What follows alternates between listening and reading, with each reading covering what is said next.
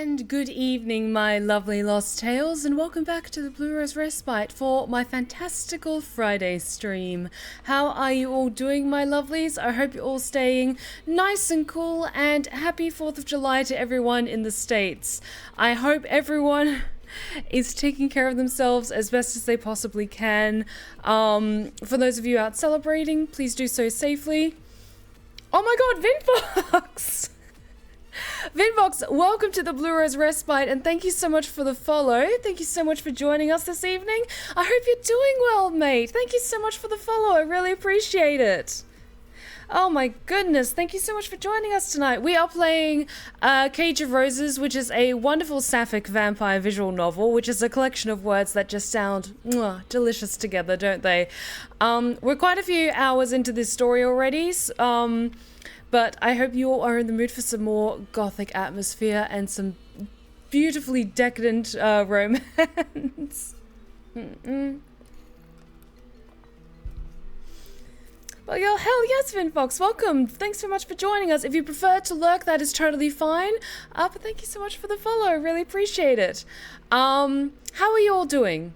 I hope you're all taking care of yourselves this week. That's probably the best thing I can say at the moment is, as my outro goes, take care of yourselves, take care of each other, and I really hope that you're all taking care of yourselves to the best of your abilities. Hope you're all staying safe out there. I'm sending all the positive vibes, resharing resources wherever I can, but I hope you're all doing good, as best as you possibly can. I'm doing pretty good, pretty tired from yesterday because I had morning shift, but I got to sleep in a lot today and I'm super excited to see more Cage of Roses. Hell yes. I'm doing good. I've been keeping cool from the heat. Doing a bit better than last week. Okay, that's great to hear, Scaracomi. Glad to hear it. Still recovering from my spine surgery, but it's going fast. I'm glad to hear that, Sam. I hope you're taking care of yourself. It sounds like you're already on the mend. Wonderful Stephanie, just sitting down to a tasty smoked brisket, grilled cheese sandwich, and I cooked in the red smoked beef fat. It's sinfully good. I'm jealous. Like, every time you jump into chat, Lord Azul, you always like freshly cooked something, or you're currently like cooking something, and it all sounds absolutely amazing. And all of us get jealous instantly.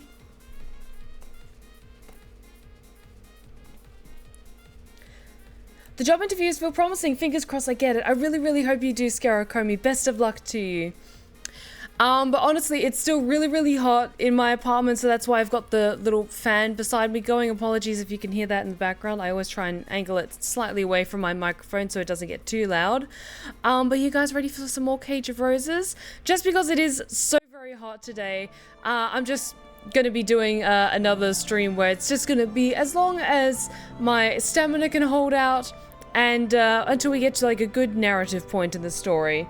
But this story is already so interesting and I can't wait to see what happens next. So let us return to our lovely ladies. Alrighty, so what was it?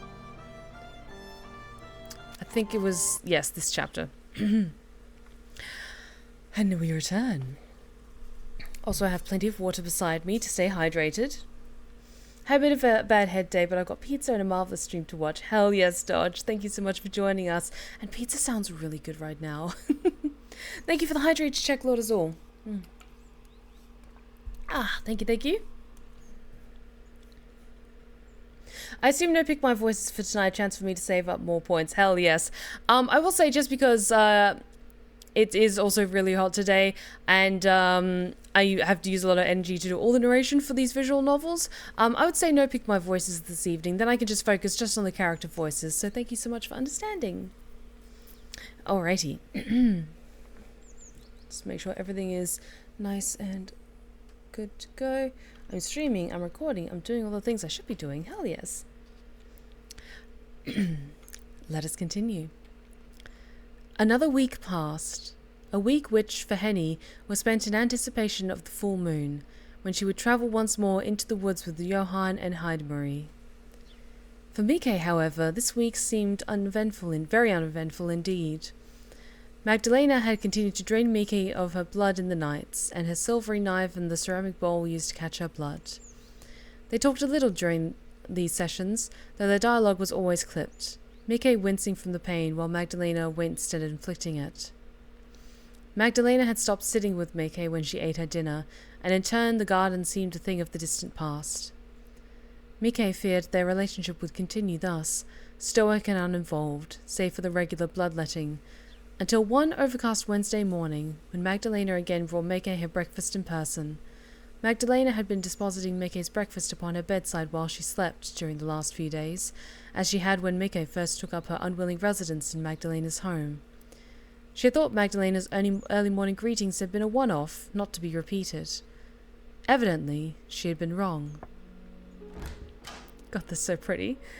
A half-asleep Mieke was roused by the rapping of knuckles upon her door, which then swung open to reveal Magdalena, pale of face and of hair, her under-eyes dark and smudged, as though with pencil lead. Magdalena bore in her hands a tray, upon which was a pot of tea and plate of 2 buttered scones. "Here you are, my lady." Magdalena rested the tray upon Mike's lap, who still sat in bed, with an exaggerated flourish, then a neat curtsy. "I hope today's breakfast finds you well." "Oh, thank you." "To what do I owe the pleasure? Do I need a reason to check in on my favourite prisoner? I thought only that it had been a while since I had paid you an unexpected visit, and it would do well to keep you on your toes. I would so hate for us to fall into a routine. They're awfully dull.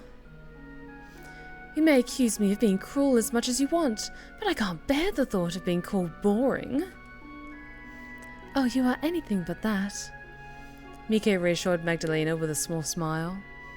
By now, the surprise of Magdalena's visit had begun to wear thin, and Mieke had begun to feel a strange stirring in her breast. It was not fear or anxiety, as it had been in the beginning, but something softer and sweeter. "You're gay! You're so in love with her!" It was hard to put a finger upon what it was exactly, but... "You should pour yourself some tea, and quickly, before it gets cold. That would be an awful waste." "I think you will like today's blend. It's apple tea with a touch of honey. I only hope it isn't too sweet." "Oh, no, it's fine. I like sweet food." "I know you do. You have the palate of a small child." Magdalena smiled, her cheeks dimpling despite her obvious exhaustion, and gestured to the teapot. "Go on, drink, do. You need to preserve your strength." "Thank you. That is very thoughtful of you." Mieke reached for the teapot and began to pour.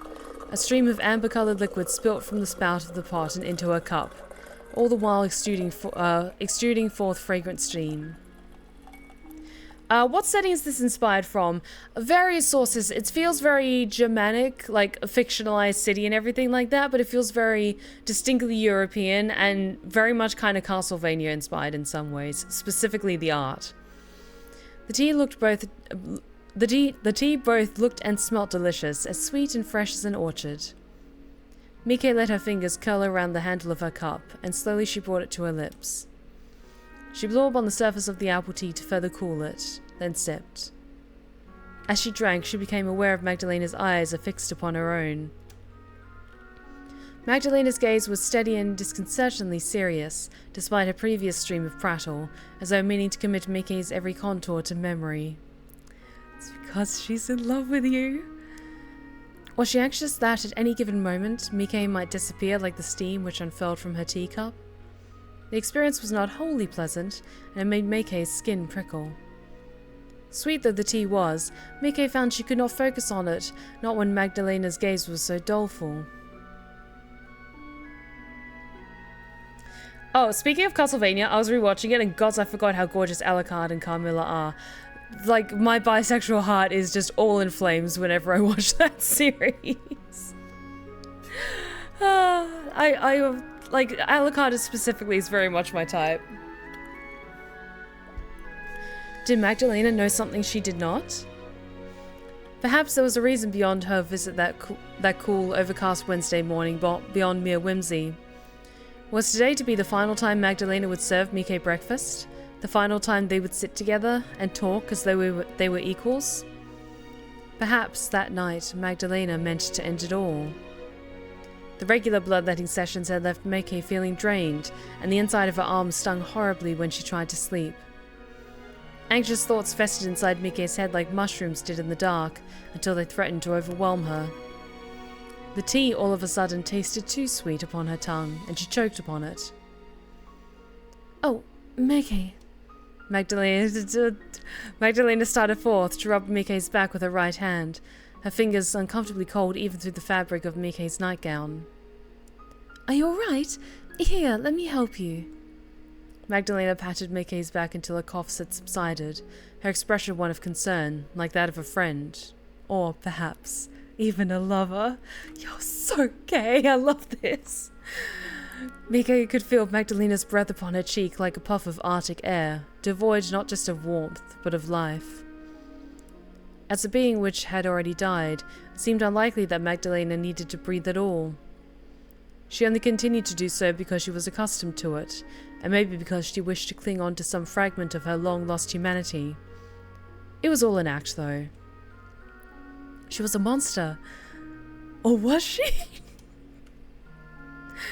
Sorry, I'm just like, watching her come to like the gay realization in real time is just, fills my heart with so many feelings. Happy Pride, by the way! Mieke had never known a monster so kind before, or so considerate. Thank you. Mieke murmured, abashed, as she set down her cup of half-drunk tea. She felt overwhelmed by her feelings for Magdalena, and found she could not look her hostess in the eye. There's no need to thank me, dear.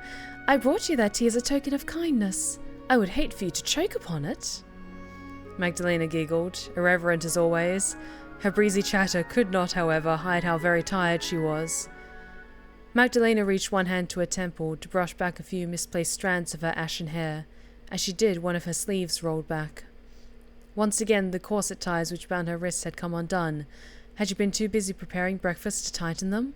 And Mieke could see a large expanse of Magdalena's skin. Even more marks marred Magdalena's skin, marks which were deeper and angrier than the ones Mieke had seen before out in the garden. Wow, such good friends they are. Absolutely, just two gal pals in a very sapphic series of events. Just two gal pals having wonderful gothic gal pal times. No gay yet, not in the slightest. Oh, Mieke. These marks were accompanied with bruises, black and blue and green, which stippled Magdalena's skin from her wrist all the way down to her elbow. Her skin seemed like a canvas upon which a demented artist had worked, spattering paint here and there with no rhyme or reason. Vampires couldn't bleed, but they could bruise. They could be hurt, and perhaps they could even be broken. It was an uncomfortable sight which made Mieke forget her own impending fate at once. How could she worry about herself when it was clear Magdalena was in so much pain? Why, there are even more marks upon your arm than before. What in the world is happening to you? That looks horribly painful. Oh, this? Frowning grimly, Magdalena drew her sleeve back down and said, "It is an occupational hazard."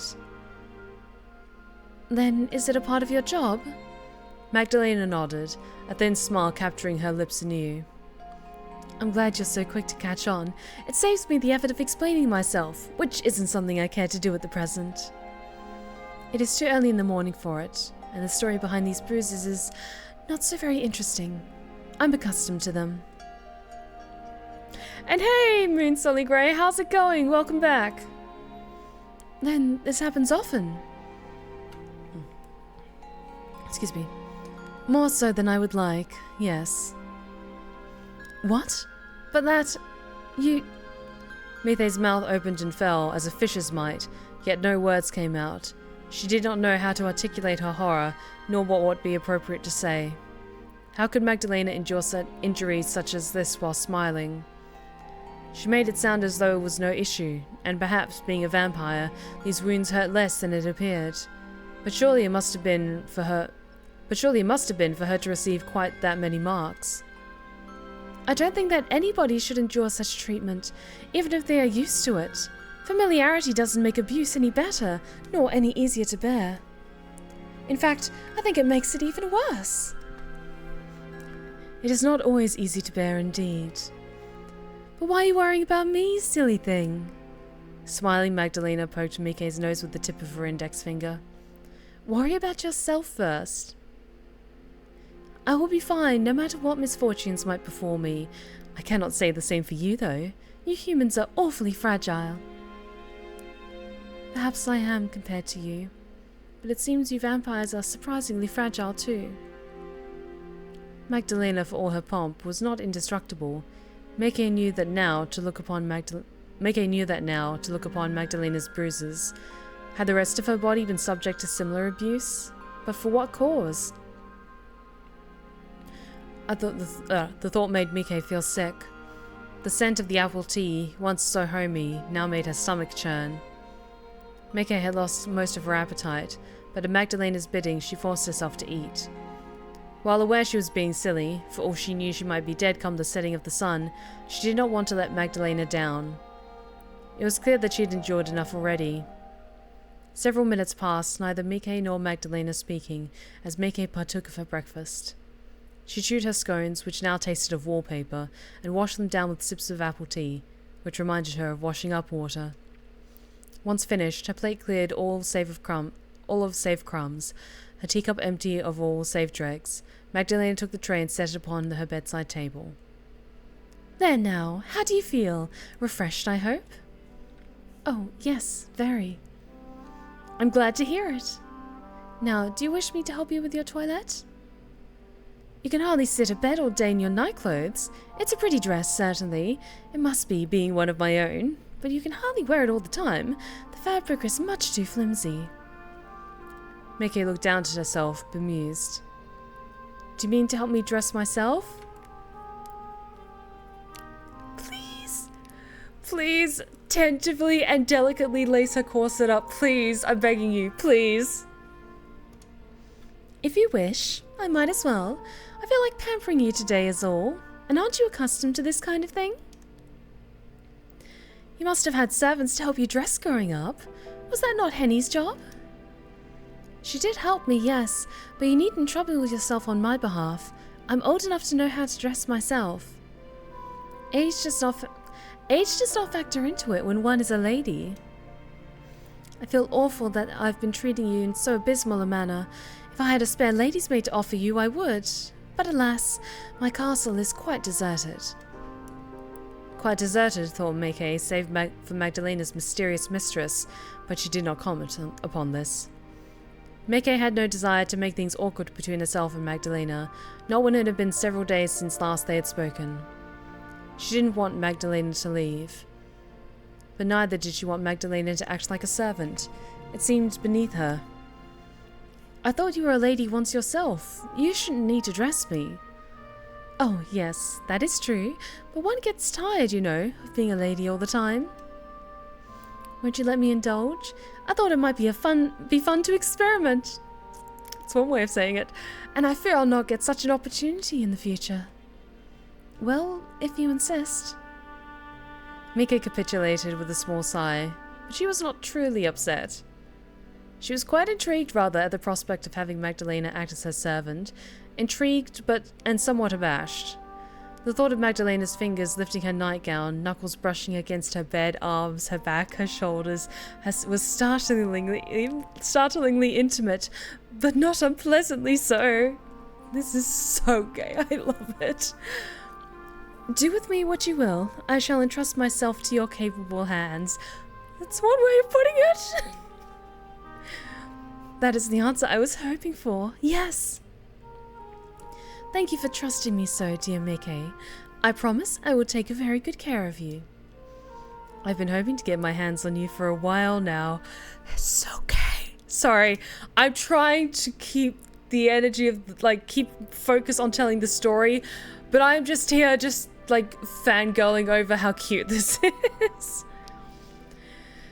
Now, why do you make that sound so salacious? My, do you really think it sounds salacious?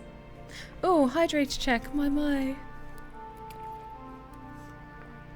You know it does. You were doing this on purpose, to make me blush. And do you blush when your Henny helps you out of your nightclothes and into your day dress? Thanks for the stretch check. No, but that isn't the same. Henny is Henny, whereas you are... Yes? Magdalena took Miike's hand, then helped her stand, her red eyes glinting wickedly. Mieke hadn't expected this, and she stumbled, but she never hit the floor. Magdalena was there to catch up. I'm so gay. Magdalena snaked one arm around Miike's waist, and, pressing their bodies together, she softly said, "What am I? Exactly." "You are... you..." "I am." "Impossible." "If you mean to be my maid for the day, you're acting in a most impertinent manner." "Perhaps I am, but alas, it's not in my nature to be pertinent. One has to wonder what you were expecting." "I wonder myself. I must be going mad." "You're not going mad, you're just very repressed and very gay." "I can't blame you for that, my dear Mieke, not when you have been imprisoned for as long as you have. I myself have often wondered whether I have not become similarly addled, and I have been entrapped far, far longer than you have." "Now," Magdalena smiled, all brightness and you, her smile once which easily rivaled in the weak, watery sunshine which crept in through the gaps in the drawn curtains. "We have tarried long enough. Let me first relieve you of your nightgown, my lady." Mieke stood there, feeling very exposed, as Magdalena moved to undress her. Her face reddened still at Magdalena's touch and the brushing of her fingertips, but still she stood there, pliant as an antique doll, as Magdalena slid her nightgown upwards. Miike's nightgown, which was long, was lifted above her knees, her thighs, then her chest, and finally her head. Magdalena cast the flimsy garment aside with a deft movement, though she was careful not to crease it. One second, let me just check something. I just want to check I've got something that still works. Okay, good. Yes, that still works. Good. I just had to check, because apparently there is a free DLC that comes with this game that does include one intimate scene that's more explicit between our two lovers. I have not downloaded it and installed it because I didn't want to get too explicit on my channel, but just a heads up, in case you wanted to pick this game up for yourself, apparently there is like an explicit DLC that includes one particular intimate scene in more detail. But yeah, I just had to check that that worked, just in case things got a little bit too spicy.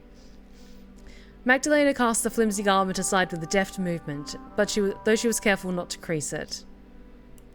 Folding the gown with experienced hands, in a manner comparable to Henny's, she set it aside, then stood back to examine Mieke. "Goodness me, you really are lovely." Mieke was not yet wholly naked. She wore a chemise beneath her nightgown, which was eggshell white and shapeless, but she felt naked nonetheless, exposed before Magdalena's wandering eyes. Henny had often helped Mieke dress and undress, and while Henny had been prone to complimenting her mistress, her eyes had never wandered thus. Yeah, we haven't seen that spicy scene in a while. I'm trying to remember the last time I used it. I think it was when I was playing First Bite, that romance with the 3 vampires. I think that was when I put it up because I wasn't sure how far things were going to go. Magdalena's irises were burning, and Mieke too began to shiver. These shivers only increased further still as Magdalena drew in, her fingers seeking out the buttons which ran along the front of her chemise. "Now why don't you let me take care of this? It is fiddly work, and I don't much mind. It is well worth it to spend more time with you like this." I know I tease a lot, but I'm being serious when I tell you this, my dear Mieke. I really did miss spending time with you.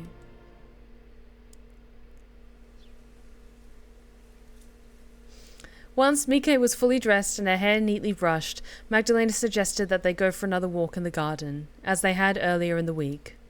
Mieke, who had been shut up in her room since their brief excursion, agreed swiftly. She had begun to fear, cloistered away as she was, that she might never feel the sunlight upon her cheeks again. Not that there were all that much sunlight to be had, the day being so grey and gloomy. The sun was largely concealed by clouds, its rays tempered by a cool breeze which snaked down the nape of Miike's neck and the back of her dress. Mieke shuddered upon standing outdoors, goose flesh rippling across her arms. While it was not a pleasant day by any stretch of the imagination, at least it wasn't raining. Not like last time. That was something to be thankful for. Mieke supposed it was on account of the general unpleasantness and the malaise which hung in the air that Magdalena had suggested they go outside at all. Had it been a bright, sunny sort of a day, it seemed unlikely she would have been able to endure it even with the aid of her wide-brimmed hat. Magdalena and Mieke strolled about the garden together for a few minutes, the only sound that of their footsteps as they depressed the tall grass beneath them. Those overlong fronds of grass brushed against Miike's ankles, all studded with morning dew, dampening Miike's socks so she shivered further still. Cupid's lichen-spotted remains looked every bit as grim as Mieke recalled, and the fountain itself looked very dull when framed by the cloudy, monotone sky. The whole garden was grey, really, the grass and the dirt and the wildflowers, save for the violent, riotous explosion of bright red offered by Magdalena's favourite roses. It was by these roses Magdalena paused, as she had during their last walk. With a small smile, she reached to caress one of the monstrously large roses with the tips of her fingers. I always forget how pretty these roses are. I barely ever have cause to see them during the daylight. My kind is not known for our affinity to the sun. It does make one forget, however, how lovely the world can look when it isn't smothered in perpetual darkness. I'm starting to feel like I've been missing out. Though humans like you, I suppose, take the daylight for granted. Magdalena glanced over her shoulder, her red eyes finding Miike's, and smiled warmly. Ark of Corona, how's it going? Welcome to the Blue Rose Respite. This is how the world has always been for you. You live in a world of warmth and brightness, where everything is bathed in colour. You've no idea how fortunate you are. My days weren't as bright as you might imagine. I didn't spend my days frolicking outdoors in the sunlight, if that is what you are thinking. My mother never would have approved. There was little she did approve, in fact. Was she a stern disciplinarian, then? I can imagine nobody stricter. She was my mother, and I suppose she was looking after my best interests. I know she loved me, and I loved her. But sometimes I think I resented her. Mieke exhaled, feeling lightheaded, suddenly at her own confession. She had never spoken of her feelings about her mother to anyone before, not quite this earnestly. Henny knew Miike's feelings towards her mother were cool, beyond the veneer of cordiality she extended to the Von Essen matriarch, but Mieke had never once spoken of her bitterness, her anger, or her hurt. She had kept these ugly feelings buried deep inside her, keenly aware of how ungrateful her complaints must have sounded to a woman like Henny. What did Mieke have to complain of when her family was genteel, and she lived in a sprawling manor house? Mieke had thought it churlish to bemoan her lot in life. Others were suffering more than she. Children were abandoned on the streets every day by penniless mothers unable to care for them, or else sold into service. And yet, Mieke had possessed all a young woman could have asked for, but she had not been truly happy. Her mother had seen to that. Part of Mieke hated herself for her unfilial feelings, but she had been unable to help them. She had been harbouring these feelings for such a long time, she could no longer remain quiet. My mother thought of herself as being a very grand and noble lady, but this came at the expense of how she regarded everybody else. She was cruel to the servants. She would snap at them for the smallest of misdemeanours, and she often threatened to fire them, though she knew many of them needed the employment. They needed our money. Not that we had much of that, it was all for show. That was another thing that rankled my mother. She liked to act as though we were untouchable, but she was more aware than most of our precarious finances. I think that was why she was so obsessed with appearances. We had little else to cling on to. It was she who devised my wedding to Walter Gerhard. I think she saw it as an opportunity to claw back some of our past wealth, and our past privilege. She did not care that I disliked him. When I told her of my feelings, she told me that I was being selfish. She said that if I truly cared for her and for my family, I would obey. I tried to protest. How was I being selfish? I'd always done what she asked, but she didn't like that very much. My mother rarely liked what I did, but she liked it even less when I tried to stand my ground. I say tried, because it didn't work. She slapped me as though I was a naughty girl, though I was over 20 at the time. She cut my cheek with one of her many expensive rings, which she refused to pawn no matter how dire our straits were. She would rather sell me off than her rings, or her brooches, or her fur coats. Then she sent me to my room in disgrace. I spent most of my days in my room, staring out my bedroom window, dreaming of escape. Maybe that's why I'm so good at sitting inside, my head bowed, like a good little prisoner. I have a good deal of practice. You could say that I perfected the art. Though I was never able to improve my skills in embroidery, no matter how much time I whiled away indoors. I've never been able to become the accomplished lady my mother desired, despite her needling. I've always been lacking. I was too flighty, too stubborn, too thoughtless. My mother often said that I was a poor daughter, but in those respects, I think I was quite a lot like her. I made a perfect Von Essen at the very least. Hang on. It's a little bit better. There we go. You poor thing. Magdalena sighed once Mieke had finished her missive, her red eyes shadowy from beneath the rim of her hat. It sounds as though you have suffered too. I had not known. Forgive me for speaking so carelessly about your lot in life. It is a bad habit of mine to act like a know-it-all when I understand very little. I used to be scolded for that myself when I was a human. Did you often get into arguments with your mother? Not my mother, no. I rarely had cause to speak to her, but I had a figure in my life quite like your own Lady Von Essen. She thought she was very righteous, but she used her righteousness as a weapon. It was an excuse to be as cruel as she wished to those she considered beneath her. It was frightening when my home was sacked, but I was not at all upset when she passed away. She deserved it. Magdalena pulled a face, then sighed. Now, why am I speaking of so dreary a subject? I wanted to come out here to cheer myself up. All this melancholia rather defeats the purpose. I'm sorry. Now it was Miike's turn to apologize. Abashed, she bowed her head while brushing a strand of hair behind the shell of her ear. I just thought... I don't know. I've not been able to speak about my mother to anybody before, so when I started, I couldn't stop. The words all came tumbling out. It was improper of me, and unfair too. My poor mother has not been dead a full month. I feel like I should at least wait a year before beginning to slander her. That sounds like standard protocol. Oh, don't worry your pretty little head about that. I'm glad that you trust me enough to open up to me, particularly on a matter so personal. I only worry I won't be able to offer an appropriate response in return. I'm still dreadfully tired, you see. Yes, I can see that. Magdalena looked wearier than she had during their first stroll about the garden, when she had fallen asleep on Miike's shoulder. Magdalena seemed so tired, in fact, it was a wonder she was even able to remain upright. Her left hand had quivered when she reached to brush her fingertips to her favourite roses. Have you not been sleeping very much this week? If I was, I would be abed right now, inside my chamber, but there can be no rest for the wicked. Isn't that how the saying goes? Oh, excuse me. Speaking of tired. It's a popular adage, yes. I don't know if you're wholly wicked, though. Only partially, then? I don't think anybody in this world is fully good or bad. We're complicated creatures, even vampires. Maybe I thought you were a cruel monster at first, but I think my initial opinion was unfair. Really? Magdalena smiled, her red eyes mischievous even despite her evident exhaustion. I'm glad you've changed your tune, though I do have to wonder why that is. I hope you don't pity me.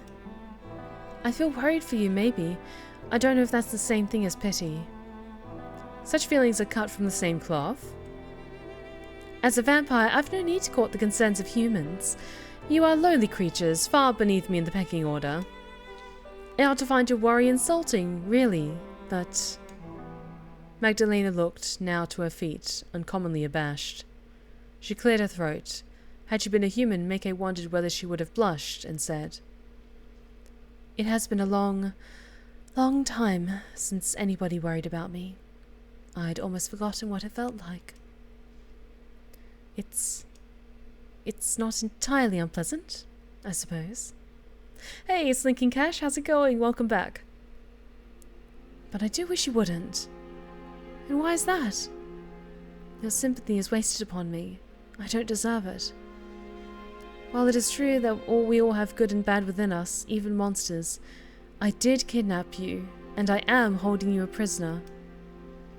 I have inflicted almost a dozen wounds upon your poor arm, and I've taken a lot of your blood. I am making you suffer. You've no reason at all to worry about me. Paprika Plateau, thank you so much for the follow. Welcome to the Blue Rose Respite. Thank you so much for joining us.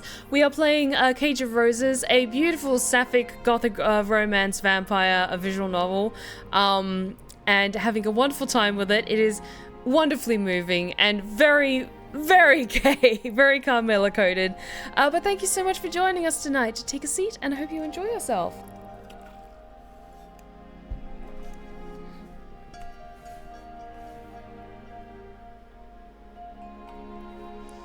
I'm doing well, Slinking Cash, thank you.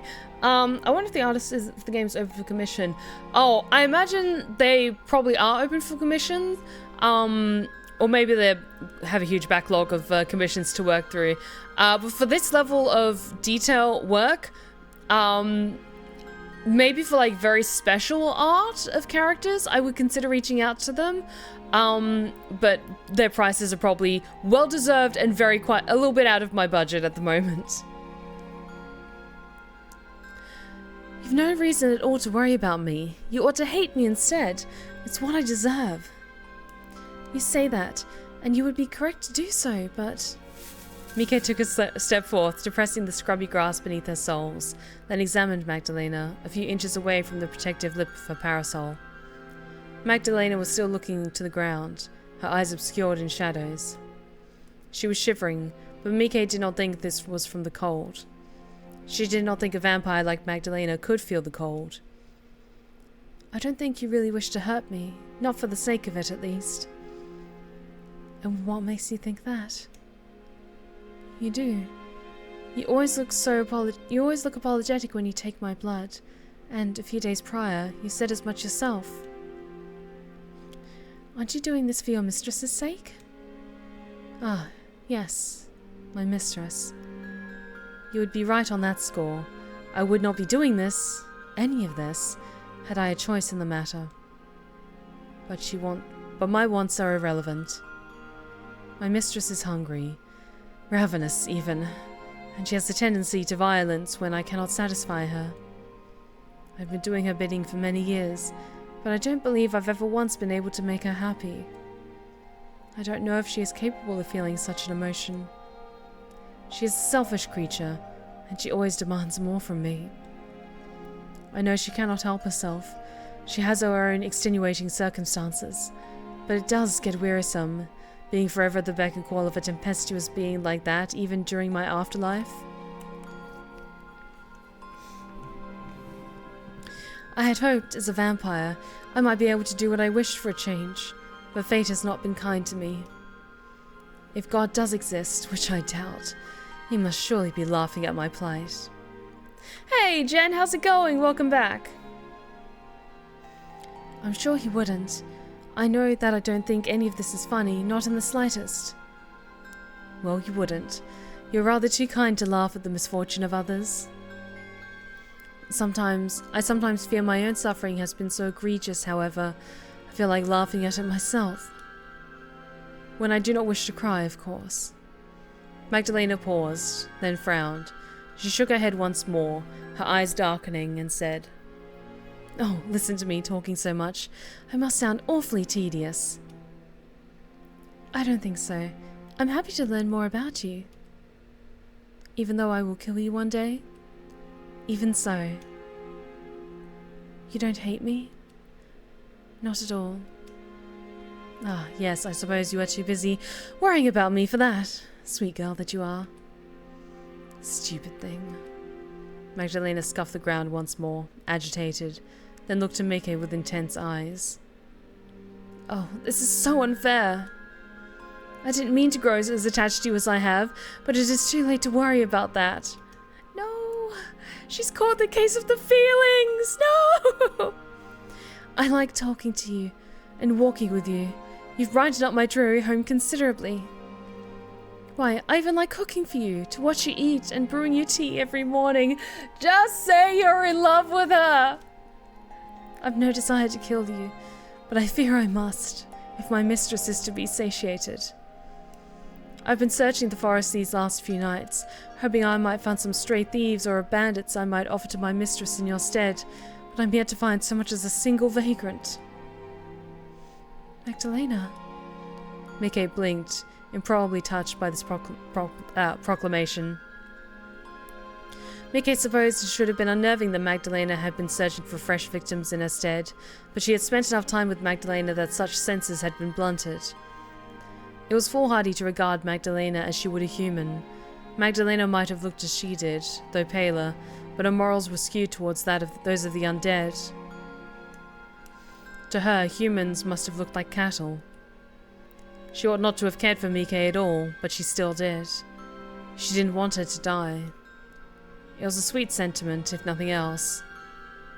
Have you really been toiling that hard for my sake? I have indeed, like a blasted ox, or perhaps a madwoman. Who's to say? Maybe I have gone mad. I must have, to care for a human this much. To such a degree I am losing sleep, all for your sake. Magdalena laughed without humour, her lips curled into a grim facsimile of a smile. Now do you understand what I meant when I said that God would laugh at me? I've been toiling for your sake, but it's all been in vain. I've nothing to offer my mistress save myself, and my blood ceased to flow a long time ago. Excuse me. I can only bleed if I've recently fed. If I do not, then what runs through my veins might very well be made of ash. Look. Magdalena removed one of her gloves with an artful flourish, then reached out once more for the rose bushes. This time, however, she did not caress any of the flowers. Instead, she seized one of the slender stems between her fingers, all thorns, and gripped tightly. These thorns would have lacerated a normal person's flesh, bringing forth bright red blood. When Magdalena drew away, however, there were only a few droplets of crimson streaking her palms, far less than Mieke would have expected. Though her skin had been punctured from the rose's thorns, she appeared otherwise unharmed. Though she could bleed, she did not bleed as freely as a normal human. That must have been something she had given up many, many years ago. I really am a monster. I have no need for your sympathy, Mieke. If you show me too much kindness, it will poison me. I don't deserve it. Magdalena. Mieke murmured the other woman's name, but it did not sound right upon her tongue. There were too many syllables, which seemed to put them at an uncomfortable amount of distance. Mieke paused, then tried anew, fingers reaching to cut Magdalena's own scarred ones. No. Lena. Mieke? Mieke looked at Magdalena's red eyes, which seemed uncommonly beautiful, then said, I don't hate you, Lena, no matter how much you might wish I did. How could I when you've confided so much in me? I know you do not mean to hurt me, even if you do. And that, I think, is enough for me to forgive you. But if you stay with me, I will kill you. And if I married Herr Gerthard, he would have killed me too, albeit in a slower, more indirect manner. My mother was likewise killing me slowly, by keeping me shut up inside with little to distract me save that awful embroidery loop. God, they're so gay. I love this. She hurt me every day in all manner of insidious ways, and she was supposed to be my mother. She should have put my own needs first, above all else, but she never did. I don't know if she was fully aware of how much she hurt me, but if she was, she never apologized. She was my own flesh and blood, but I don't think she understood me half as well as you do. At least you seem to care. Oh, I can't deny that. I do care, much more than I should. I care so much, I fear I might go insane. Just kiss already! Like, you're already holding hands. Just like the lightest, tenderest peck on the lips. Please. Please. You aren't the only one.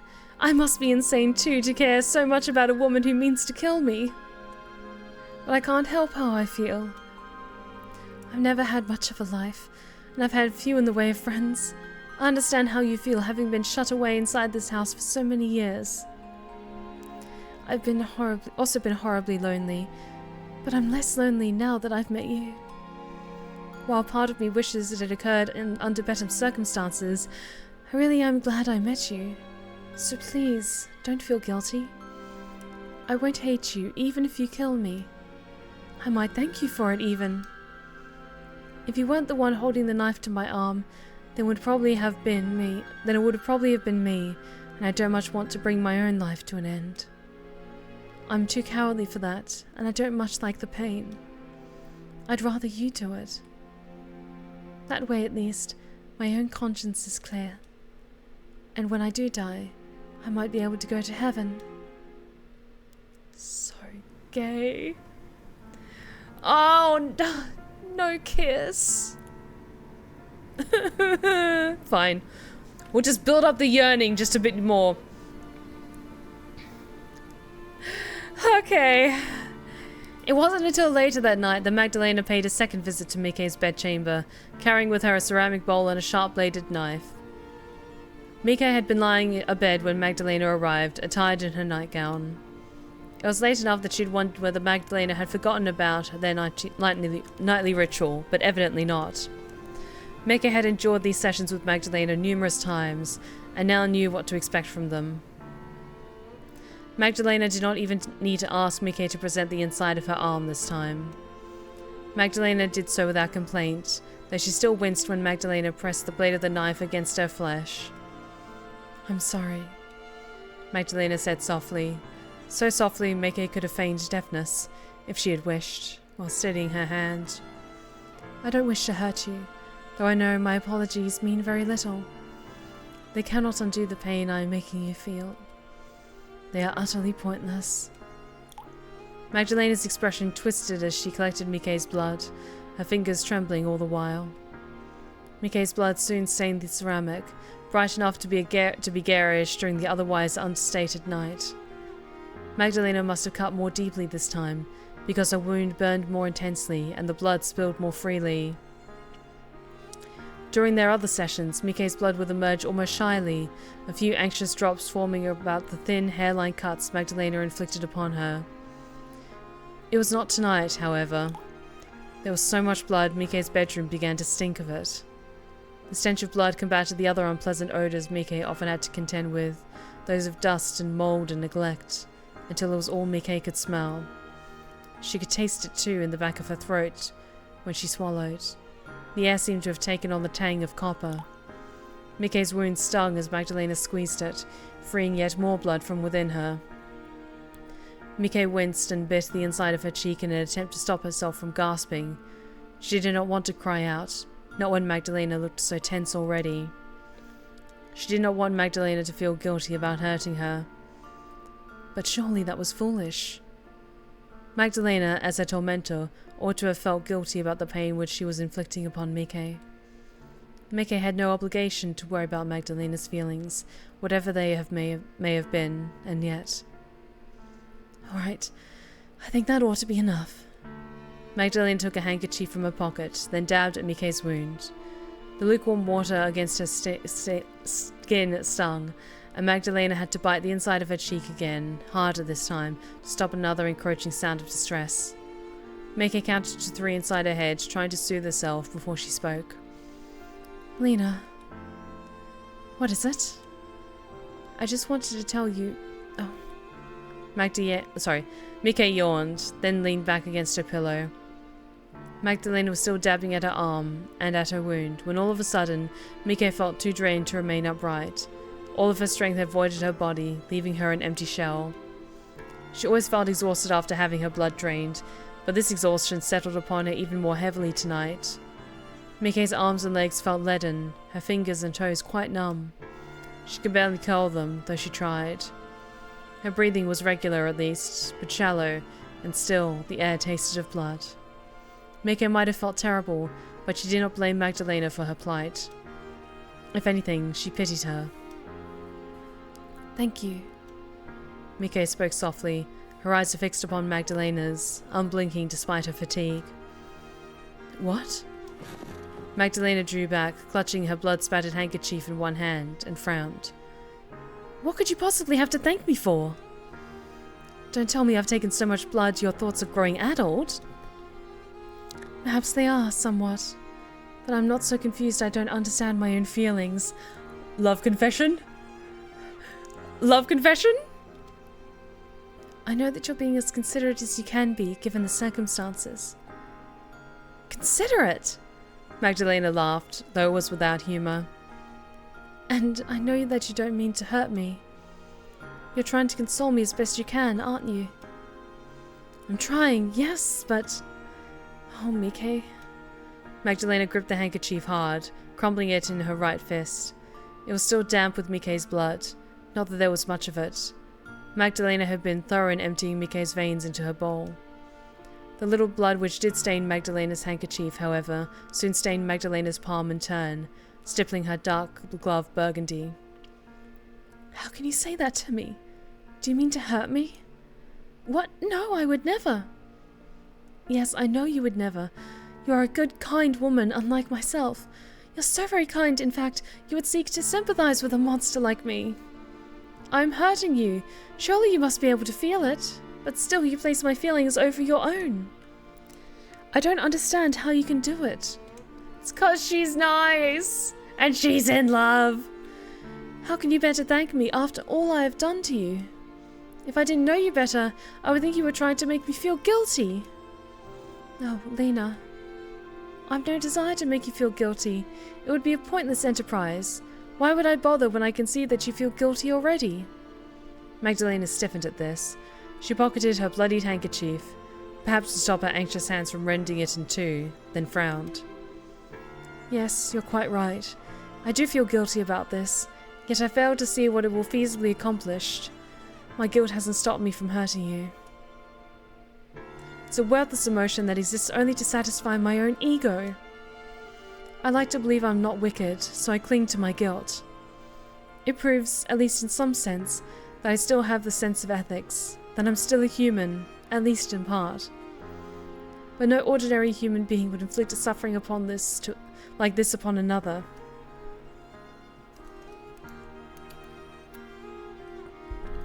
It's all posturing." "I don't think it is. How can you be posturing when you're being so sincere?" "Maybe I am, but what does it matter?" "It matters to me. I would hate you if you gleaned any enjoyment from treating me like this, but I can see that you don't. This is hurting you too. In fact, I think it hurts you more than it does me. I don't know all the particulars, but you wouldn't be doing this if you had a choice." Mieke took Magdalena's hand in her own and, squeezing it, she said in an imploring voice, "Is that right? Is that what you think?" Is that what you think? Magdalena sighed wretchedly, but did not try to pull away from Mieke. Instead, she leant in, squeezing Miike's hand in turn before elaborating. "I'm sorry to disappoint you, Mieke, but I'm not the hopeless victim you seem to believe. I do have a choice in this. I always have. It is my own foolish fault that I chose, and continue to choose, a poor one. I don't have to hurt you. I don't have to do anything. If I wanted, I could wash my hands of this farce and move far away, put all this bloodshed behind me, but... You can't, though. You can't, though you say you could. You have your mistress to worry about." "Indeed, I do. While I could leave her, I would not wish to. She would be hopeless without me. She can't look after herself. She needs somebody to sustain her. I just so happen to be that unfortunate somebody. I procure victims for her, and I keep her fed, but I'm afraid it is not enough for her. I think I might, even, be afraid of her. Oh God." Magdalena's expression twisted. "I must sound so pathetic." Mieke thought of the lurid marks she had seen on Magdalena's arms, a riot of red circles, like four-headed flowers, and winced in sympathy with her. I don't think you're pathetic, Lena. I think you've been trying very, very hard for a very, very long time. And I think you need somebody to console you. Perhaps I'm wrong to feel this way, and perhaps I'm being presumptuous. You can scold me if you want, and I'll relent, but Lena...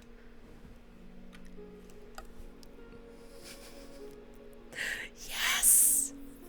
Yes. Overwhelmed with sympathy, Mieke leant in and wound her arms about Magdalena. You aren't alone. You have me. You can talk to me. If something is the matter, I would like to help you. I care about you, and I don't want to see you so upset. Mieke. Oh, Mieke. Magdalena sniffled, her eyelashes trembling. Her shoulders began to relax, her body draining of tension. But even as it did, she murmured, You don't have to pity me. I've no need for the sympathies of a mere human, particularly not when said human is one of my victims. You should be cowering away from me, not holding me even closer. Maybe I should. But, as my mother always said, I've never known what's best for me. That's why she arranged my life for me, down to the smallest detail. Now that she is no more, I think I ought to do what I want for a change. I'm tired of listening to other people. You won't even listen to me? I will, if you wish me to. You can push me away if you like, but I thought it might help. I don't know if there's anything you can do to help me, Mieke. You or anyone else. The only person who can help me is me. Magdalena sighed. Also, detail, I just love how Magdalena's cape has like these under layers that look like butterfly wings or moth wings. That is so beautiful. Just, oh, this art is so gorgeous. Magdalena sighed. I ought to tell you to keep your distance, and yet...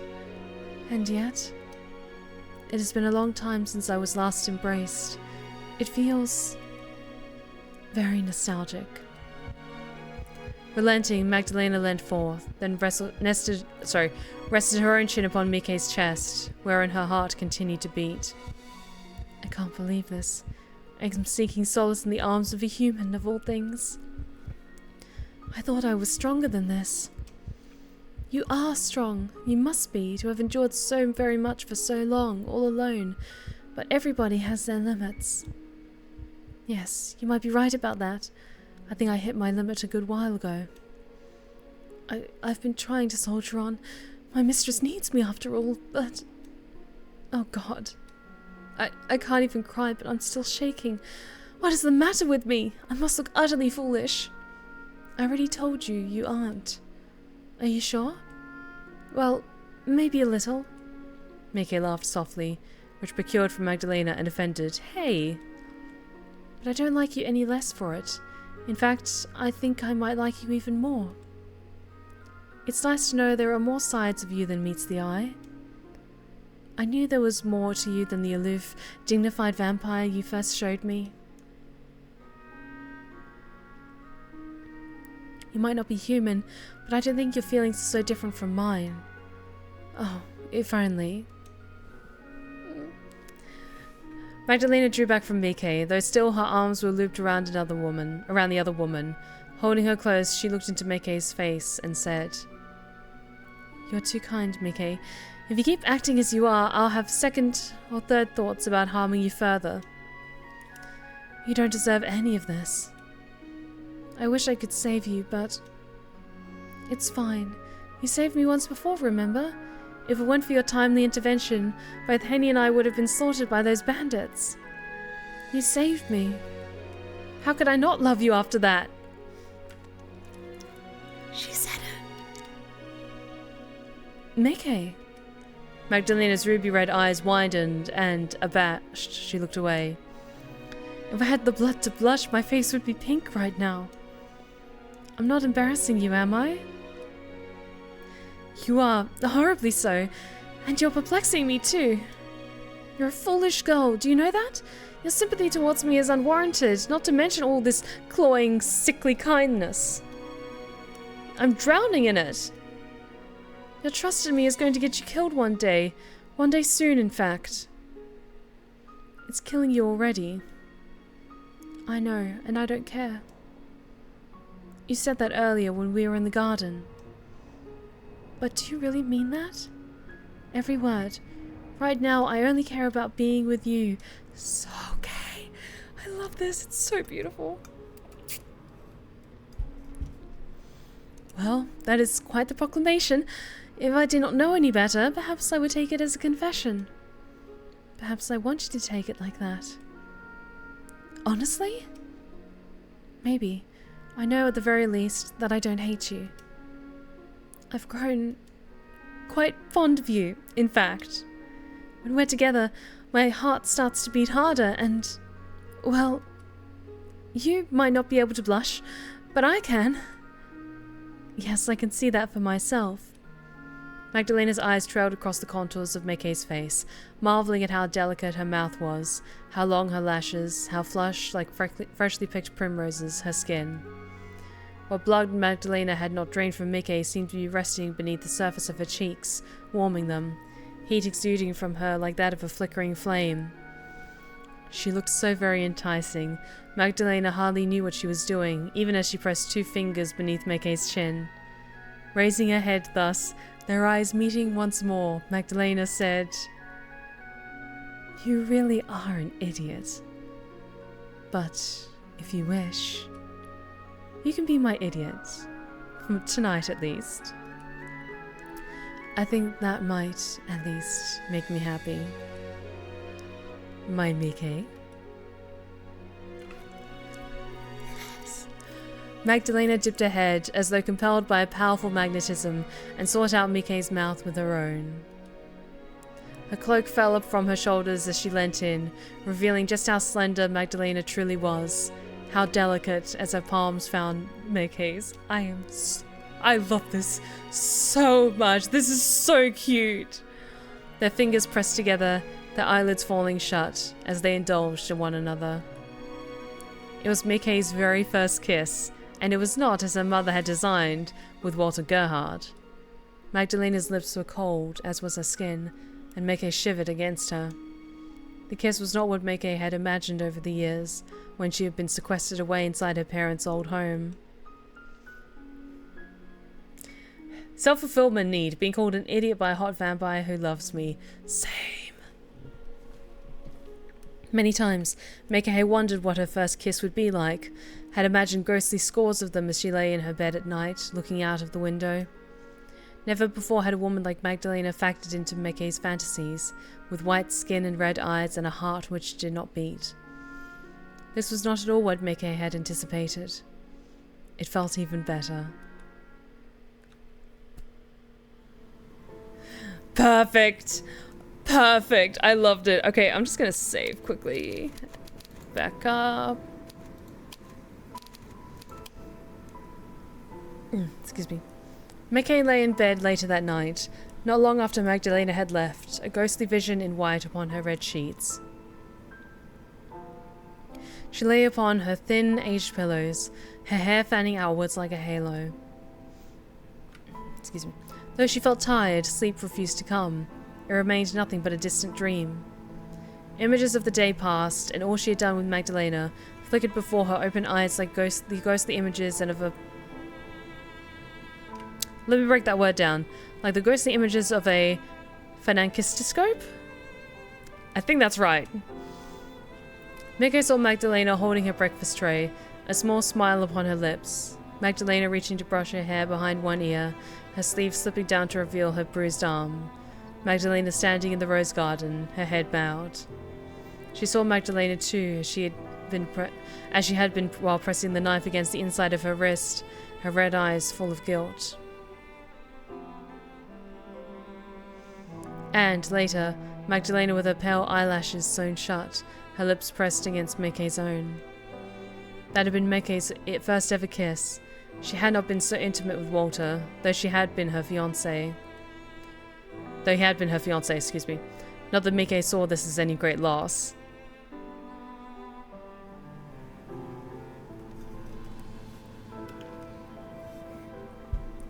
The thought of kissing Walter, or any man for that matter, had always turned Miike's stomach. It's 'cause you're gay!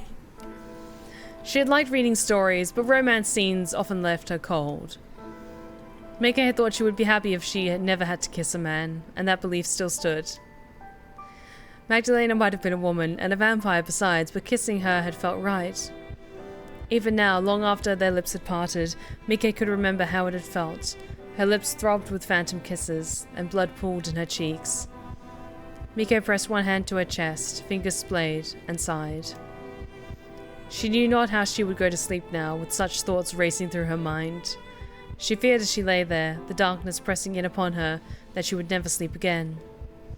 Magdalena had stolen her ability to rest, just as surely as she had stolen away her heart. While Mieke lay in bed that night, trying to sleep, Magdalena sat at the bedside of another, holding in her hands a dish filled with bright red. "Here you are, my mistress." Magdalena proffered the dish to a figure who lay upon the bed before her, her expression one of fearful reverence. "I procured it a brief while ago. I fear I tarried a while to see you, and it may have gone cold, but it is still fresh, though, and its flavour should not be compromised. I hope it is to your tastes." The shadowy figure rose, the metallic chains which bound her clinking, then shifted forth. Her nostrils twitched, savouring the scent of the blood in the dish, before she brought her tongue to it, her red lips parting like an awful, oozing sore. Ugh. Magdalena tried not to wince as her mistress pressed her tongue to the quivering meniscus of Miike's gathered blood, nor when the damp, wet sounds of her supping filled the room. The sound of her mistress's feeding was interspaced only with the lowing of the breeze outside, as it rattled against the window panes. It sounded sad and mournful, which seemed rather appropriate. Magdalena had never much enjoyed these feeding sessions with her mistress, but she enjoyed it rather less now. It was hard for her to remain emotionless, a Grecian figure carved from marble, when she knew so intimately the woman whose blood filled this dish. She did not wish to exploit Mieke further, nor to hurt her. She could hardly bear the burden of her wicked deeds. They weighed heavier and heavier upon her shoulders with each day that passed, but what was she to do? If she did not bleed Mieke, her mistress would suffer in turn. Her mistress, weak and feeble that she was, needed somebody to look after her. She had no way of procuring blood on her own. Had Magdalena not provided for her throughout the years, she would have been long dead.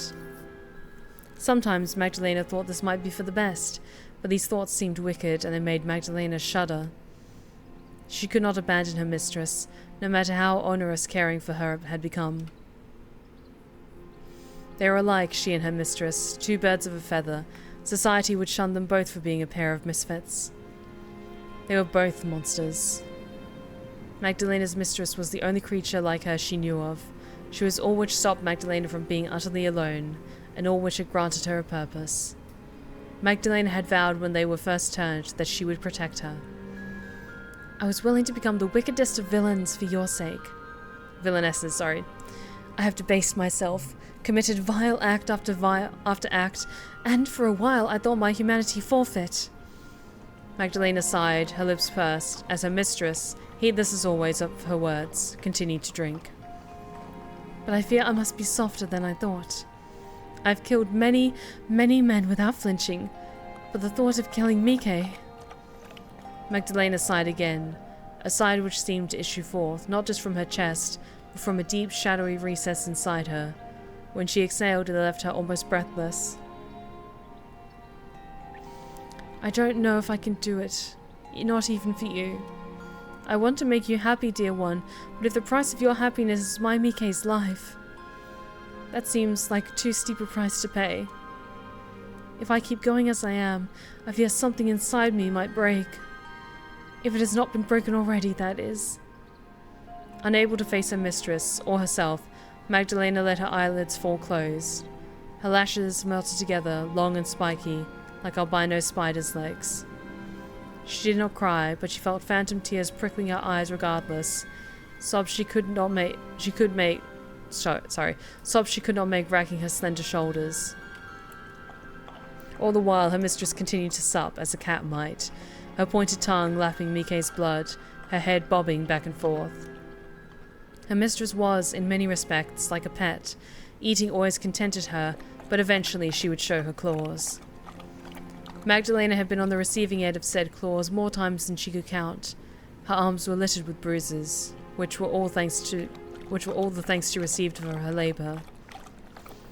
Aiding her young mistress had never been the most thankful of tasks, but Magdalena had persevered.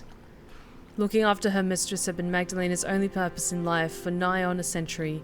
It had been her only reason to keep going. Now, however... Oh, I wish you knew what I was speaking about. I wish you could understand how I felt. I wish that none of this had ever happened, to me and especially not to you. You never deserved any of this. My poor, dear Christelle. We have a name now. We have a name. I don't think that's been mentioned anywhere before. Okay, oh no, here we go. It was late at night, the moon round and full, when Henny ventured into the woods, Johann and Hayden Marie in tow. The woods were every bit as eerie and inhospitable as Henny remembered from her wanderings weeks prior. The boughs of the trees were curled like claws, as though meaning to grab her, and the uneven floor was strewn with loose leaves, twisted roots, and creeping fog. It was a cold, windy night, and the breeze which ran through the boughs of these skeletal trees seemed almost to sob. The breeze nipped at Henny's fingers, and at the hem of her sensible black maid's dress, so she shivered.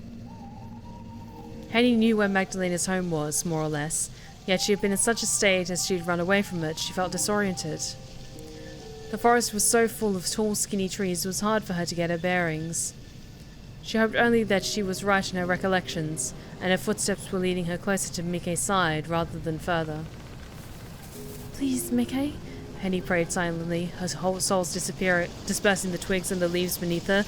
"Please be safe, that's all I ask." "Well, if it isn't a beautiful night," Hayden Marie spoke in casual tones that belied the seriousness of the situation as they walked. She, for her part, seemed quite at ease, though perhaps that was because, as a vampire, she was accustomed to the stillness of the night. Certainly she would have preferred it over the heat and light of the day. "The moon is so lovely, yet lethal." "Lethal?" "But of course, werewolves aren't the only beings who undergo significant changes during the full moon. It also imbues us vampires with strength." Hayden Marie flexed her fingers, extending them as a pianist might before setting them down to play a symphony. "For a being who's been dead so many centuries, I feel quite alive. I'm positively tinkling with excitement." "It's been a long, long while since I had a job to do." Hayden Marie's lips split into a grin, wide enough to reveal her incisors, which glistened at the front of her mouth, sharper and more deadly than needles.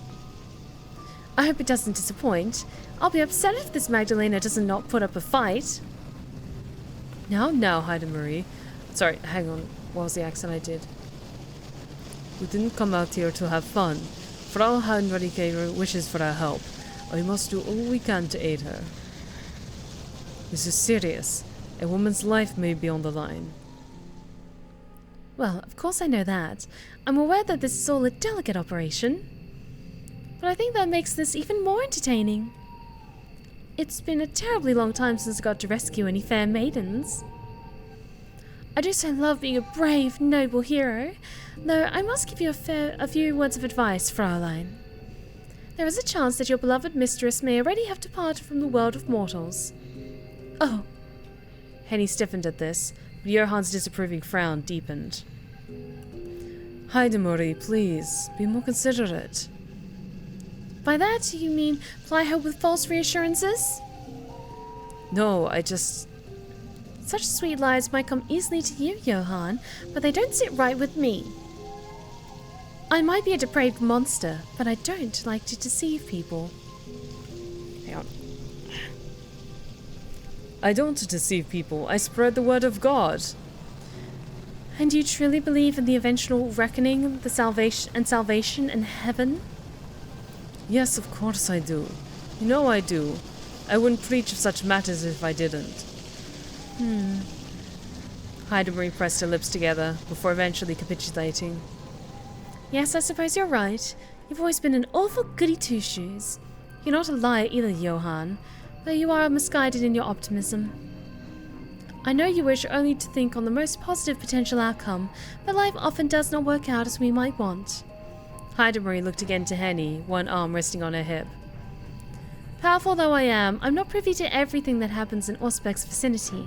I cannot say for certain that your mistress will be unscathed.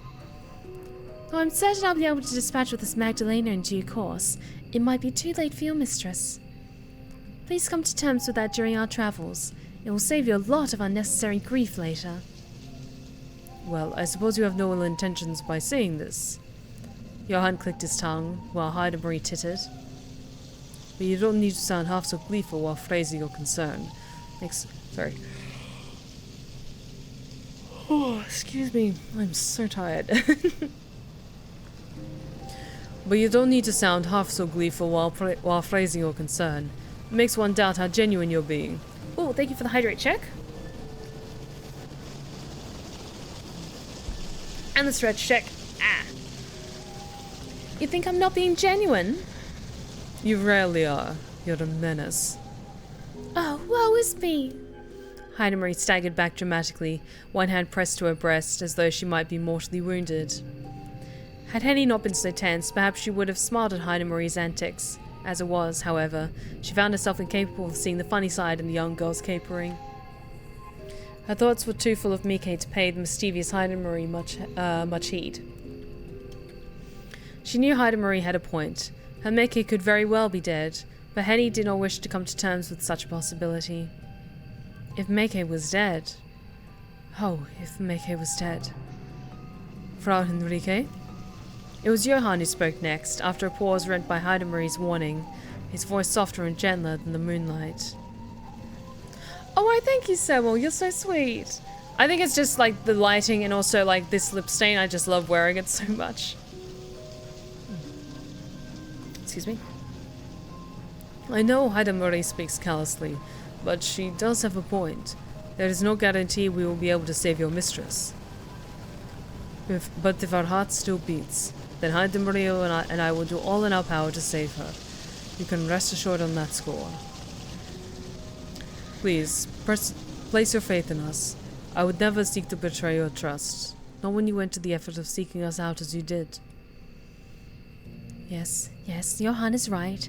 If there is a damsel to recover, she shall, of course, be rescued.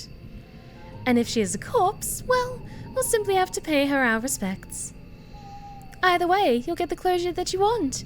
By the time this night is up, we will know exactly what has happened to your beloved Mieke. Thank you. I don't know how Mieke has been faring, or what state she may be in when we find her. But I suppose I'll find out soon enough, before the night comes to a close. Everything will be sorted then, one way or another, for better or for worse.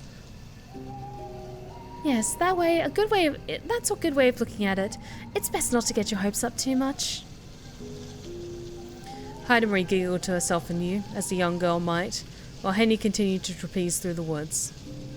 She had been walking for almost an hour now, and could feel the chill air growing colder as it settled about her shoulders like a shroud. Henny shivered, winding her arms about herself, and thought about Mieke. If Mieke was alive, she supposed she would be asleep right now, perhaps in the very same cell she and Henny had once played Joker in. Henny hoped Magdalena had been giving Mieke enough to eat, but she doubted it. Magdalena had not, for all her pretensions, been the most hospitable of hosts. Henny could only pray, with each footstep she took, that Mieke had been able to endure all her suffering. I think your girl's doing just fine. She was a strong person, far stronger than her fair skin and delicate features suggested. Henny could still remember how, when they had been children, Mieke had confessed to her mother that it had been she who had first hit upon the bright idea to enter the family's mausoleum, she who should be punished rather than Henny. Mieke had always come to Henny's defense, heedless of what might happen to her. Henny had always admired Mieke for her sense of justice. She thought of her good, honest, and unwavering. Now Henny meant to display similar qualities for Mike's sake. Henny continued to walk on, the top of her head illuminated by the milky moonlight. Foliage rustled about her, and overhead an owl hooted. The fog swirled about her ankles. It was so thick Henny could hardly see where she was going. Henny's eyes were not golden like Hayden's, but those of an ordinary human, and they were unaccustomed to the gloom. Henny stumbled several times while walking, and Johan had to support her. Normally, Henny would have thanked Johan for his consideration, but she was so focused upon her task that she hadn't the words to spare for him. Every beat of her heart seemed to call out Mieke's name. Her every thought was laced with her dear friend, and of her fate. Henny knew it was a possibility that she might be too late, but she soon discarded it. Mieke would be fine. She had to be fine. Henny still had hope. It swelled within her, growing stronger and stronger the closer she drew to Magdalena's home. Henny kept going, placing one foot after the other in a grim march, until... Ah, yes, we must be on the right track. I can smell it now. Smell what? Death. Heidemarie's answer was a simple one, yet it made Henny shudder all the same. Vampires often cloak their abodes in magic, but these parlor tricks only work on mundane creatures such as humans.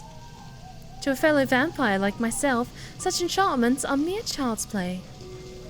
Try though we might, we vampires cannot hide from one another. The stench of death is much too strong. The soil beneath our feet is soaked with blood. While I strain my ears, I can hear the screams of her victims in the air. We must be very, very close indeed. Heidemarie smiled, her incisors razor-sharp in the gloom which swirled around her. Now, I must prepare myself for coming face to face with this young vampire. I would hate to look a mess. Okay, we've reached the third act of this game. Oh, we've read the third act, now we're down to the fourth act. Hang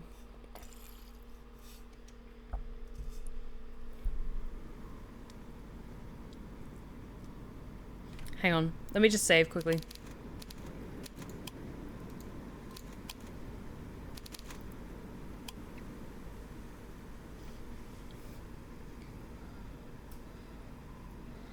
Let's keep going just a little bit longer. Just until like the next good story beat, and then I might call it there, because it is really hot in my apartment. It took Mieke almost a full hour before she was finally able to drift off that night, lulled into the world of slumber by the stirring of the breeze beyond her bedroom window.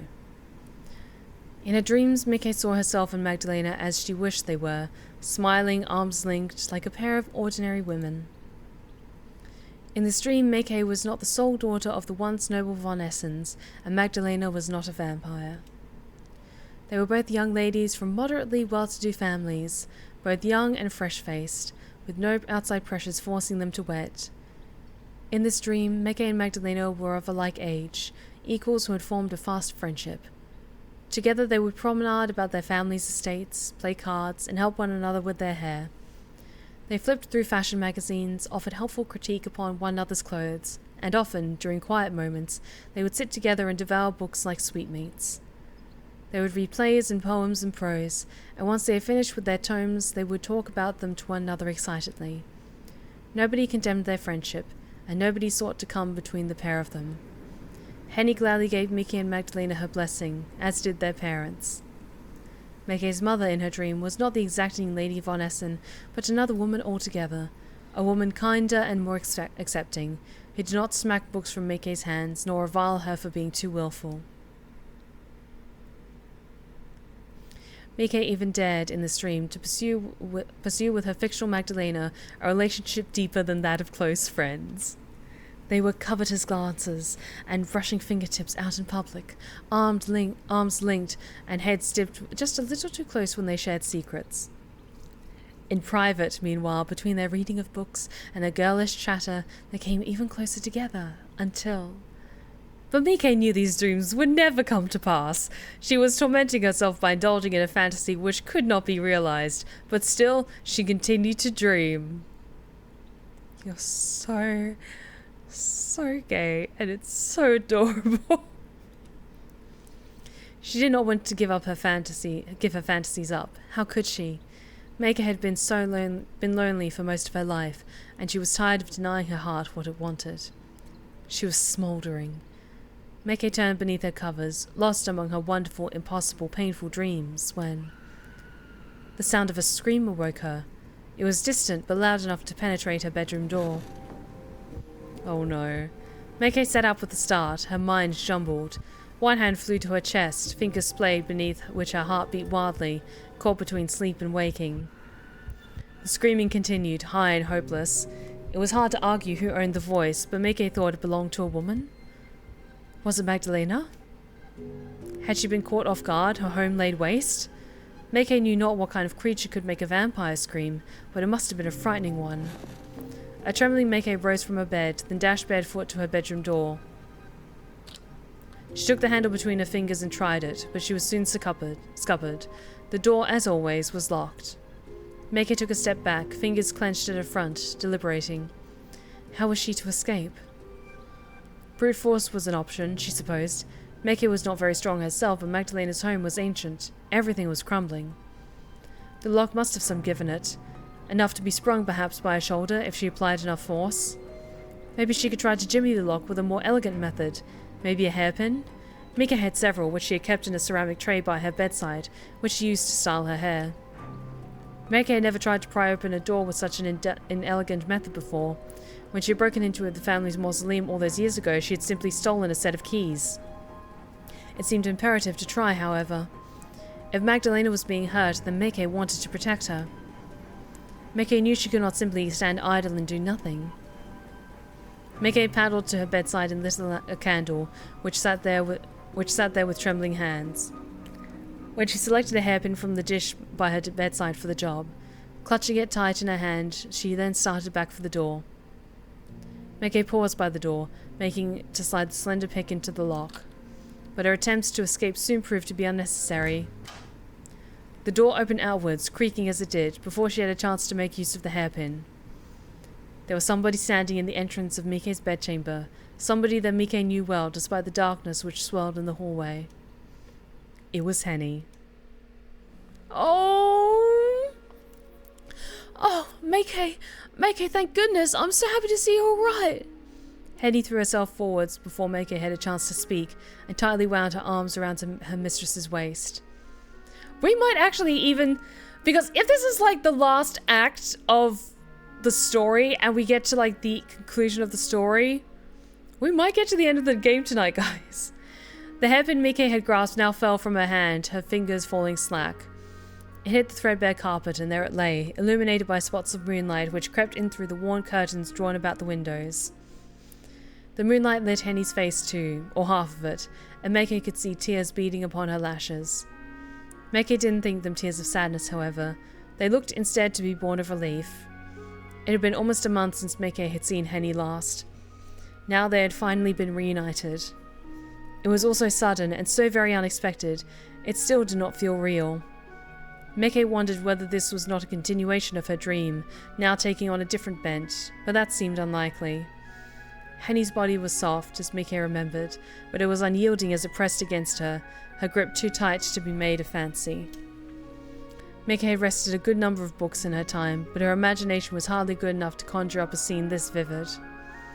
It really was Henny in the flesh, come to rescue her, just as she had promised. Henny? Oh, Henny! Mieke began to sob herself, from both surprise and relief. She returned Henny's embrace, resting her head upon her shoulder, and for a while neither woman spoke. They only stood there in the entrance of Miike's bedroom and sobbed, clinging tight as she thought as though their lives depended upon it. The screams, however, did not abate, and a fresh volley of piercing cries made Miike's body stiffen. Concerned, she drew back and looked at Henny and said, "What are you doing here? How did you get here? Did you do something to Lena?" "There's no time to explain right now. First, we need to escape." "Escape? But where?" "Outside. Mieke, hurry, Mieke, before she catches us." "She?" Miike's brow furrowed. "Are you talking about Lena?" "I mean that monster, yes. Hayden is holding her back, but I don't want to hang around while they settle matters. I've spent more than enough time around monsters to last me a lifetime. I bet you have too." "Oh, it's horrible, Mieke. The things I've seen tonight trying to save you." "But I don't want to dwell on it. It doesn't matter. Come on, let's go." But I'm not dressed. I can't wander around the woods in my nightgown, not barefoot. I need some shoes at least." "It can wait. Please, Mieke, let's hurry. You need to run." "But..." Mieke tried to protest, but Henny refused to listen. Oh no. She squeezed Miike's hand in her own and turned, pulling her through a hallway and away from her bedchamber, away from her prison cell, away from her life with Magdalena. Mieke called after Henny, bidding her to stop, but Henny did not listen. She continued instead to run, her soul slapping against the stones. Mieke tried to twist her arm free from her friends, but she hadn't the power for it. Magdalena had taken too much of her blood that night, and it had left her weak, anemic, as had the kiss, then the caresses, which had followed afterwards. Mieke had always been thinner than Henny, her colouring more delicate, but in that moment Henny's strength seemed indomitable. This must have been the measure, Mieke supposed, of how greatly Henny cared for her, but oh, while Mieke was glad to see Henny, she did not wish to leave Magdalena's side, not like this. If she was to leave, she at least wanted to speak to her once more, to tell her what had happened. Mieke tried to dig her feet against the cold floor, but it was to little avail. Henny responded only by exerting more pressure upon her hand. She was gripping Miike's fingers hard enough to hurt, hard enough Mieke feared she might leave bruises. We need to keep going, we're almost there, just a little further. Henny tried to console Mieke, but her comforting voice fell upon deaf ears. Miike's attention had been taken not by Henny's rescue attempt, nor even her own concern for Magdalena, but by a door thrown ajar a few paces away. Mieke had not been inside any rooms in Magdalena's home save her own, so could not help but cast a curious glance at its interior. Oh no, secrets? Secrets? The room was dark, the curtains drawn, yet Mieke could make out several shadowy shapes within it. There was an armoire, an escritoire, and an impressive oaken-hewn bed, not so very different from the one in Miike's room. There was one factor, however, which differentiated the room in which Mieke had stayed from this one, and that was the chains looped around the headboard. These chains, which glinted in the dappled moonlight, ended in manacles, which were still sealed tight around the limbs of a creature which no longer stirred. The creature which laid upon the bed had 2 slender arms and 2 slender legs, and it wore upon its body a gown which might have once been fine, but now was hopelessly tattered. The legs were bare and it wore no shoes. Its hair, long and dark, was matted about its face, its eyes closed as if in slumber. Mieke could tell it was a small creature, even laying down, a good head shorter than herself and far skinnier. Why, Mieke realized with a gasp, the creature was not a creature at all. It was a girl, and a very young girl at that. She could not have been much older than 4 or 5 years of age. She was still a veritable infant, an innocent child.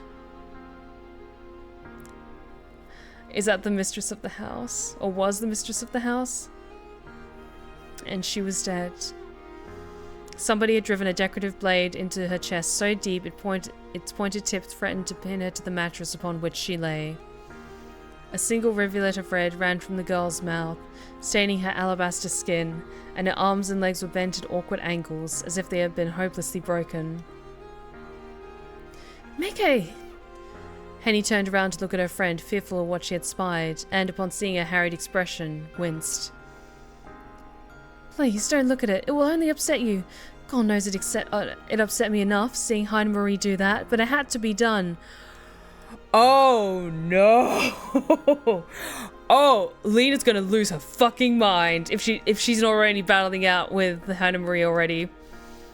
She wasn't human, Mieke. Mieke could see that well enough, without how horribly pale the girl was, but still she grieved for her. She couldn't overlook how very young the girl was, nor how fragile she looked. It seemed a gross cruelty to treat a child so. Who could have killed her so callously? Miike's stomach churned. She heaved. Then, with bitter acrid tears beating in her eyes, Mieke! Mieke turned her head and vomited all over the stone floor. Honestly, realistic reaction. Realistic reaction to seeing something like that. Mieke felt woozy after ejecting the contents of her stomach upon the floor, yet hadn't the time to properly regain her bearings. While sympathetic, Henny was anxious to keep moving, and after consoling Mieke, soon took hold of her again. I'm sorry, Mieke, but we really have to run. We can't stay here, not any longer. I need to get you to safety. Mieke would have argued, if she could, that she felt perfectly safe with Magdalena, yet could not. There was a sharp, sour taste at the back of her throat which prohibited all words, and in any event, she knew the words she wanted to speak were untruths. She was not safe with Magdalena. How could she be, when the other woman had caused her so many wounds? If she continued to stay with Magdalena, it seemed inevitable that she would die. Henny knew this too, and had travelled all this way to rescue her, yet, though Mieke appreciated it, an ungrateful part of her wished she had not bothered. Fair. Mieke had already made peace with the thought of dying. She had made peace with it long ago, before Magdalena had taken her a prisoner even. She had always been a captive in some form or another, unable to say what was on her mind, or to do what she truly wanted.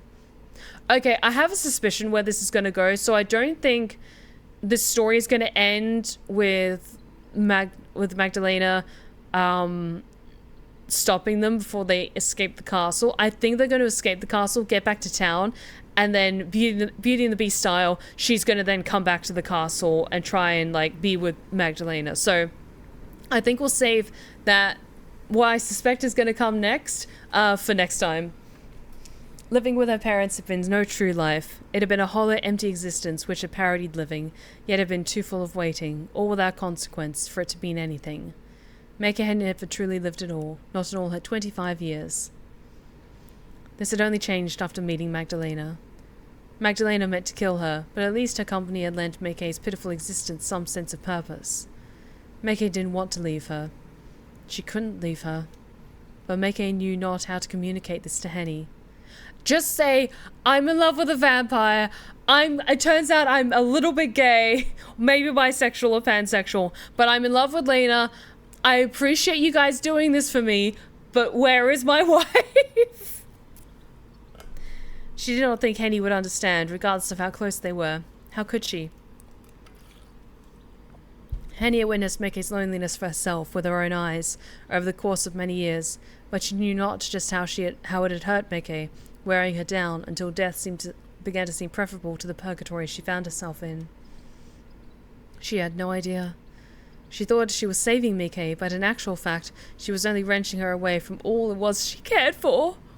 What would she do, Mieke wondered, if Henny really was able to liberate her from Magdalena's abode? Where would she go? To Osberg, she supposed, to marry Walter Gerhard, as her parents had planned, but that was too horrible a fate to contemplate. Mieke would rather have died. She would rather have died with Magdalena. Oh no. Come on, Mieke, just a bit further. Henny led Mieke into the entrance hall of Magdalena's home. It was a vast, empty shell of a room, which might have once been grand, but now was choked with dust.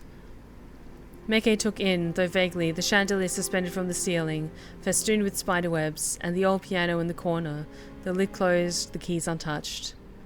The air was stagnant, and it stunk of decay.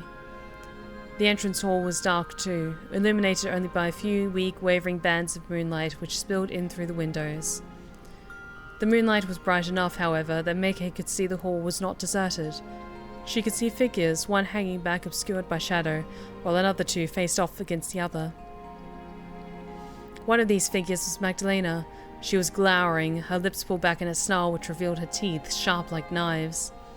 The other figure, meanwhile, was unfamiliar to Mieke.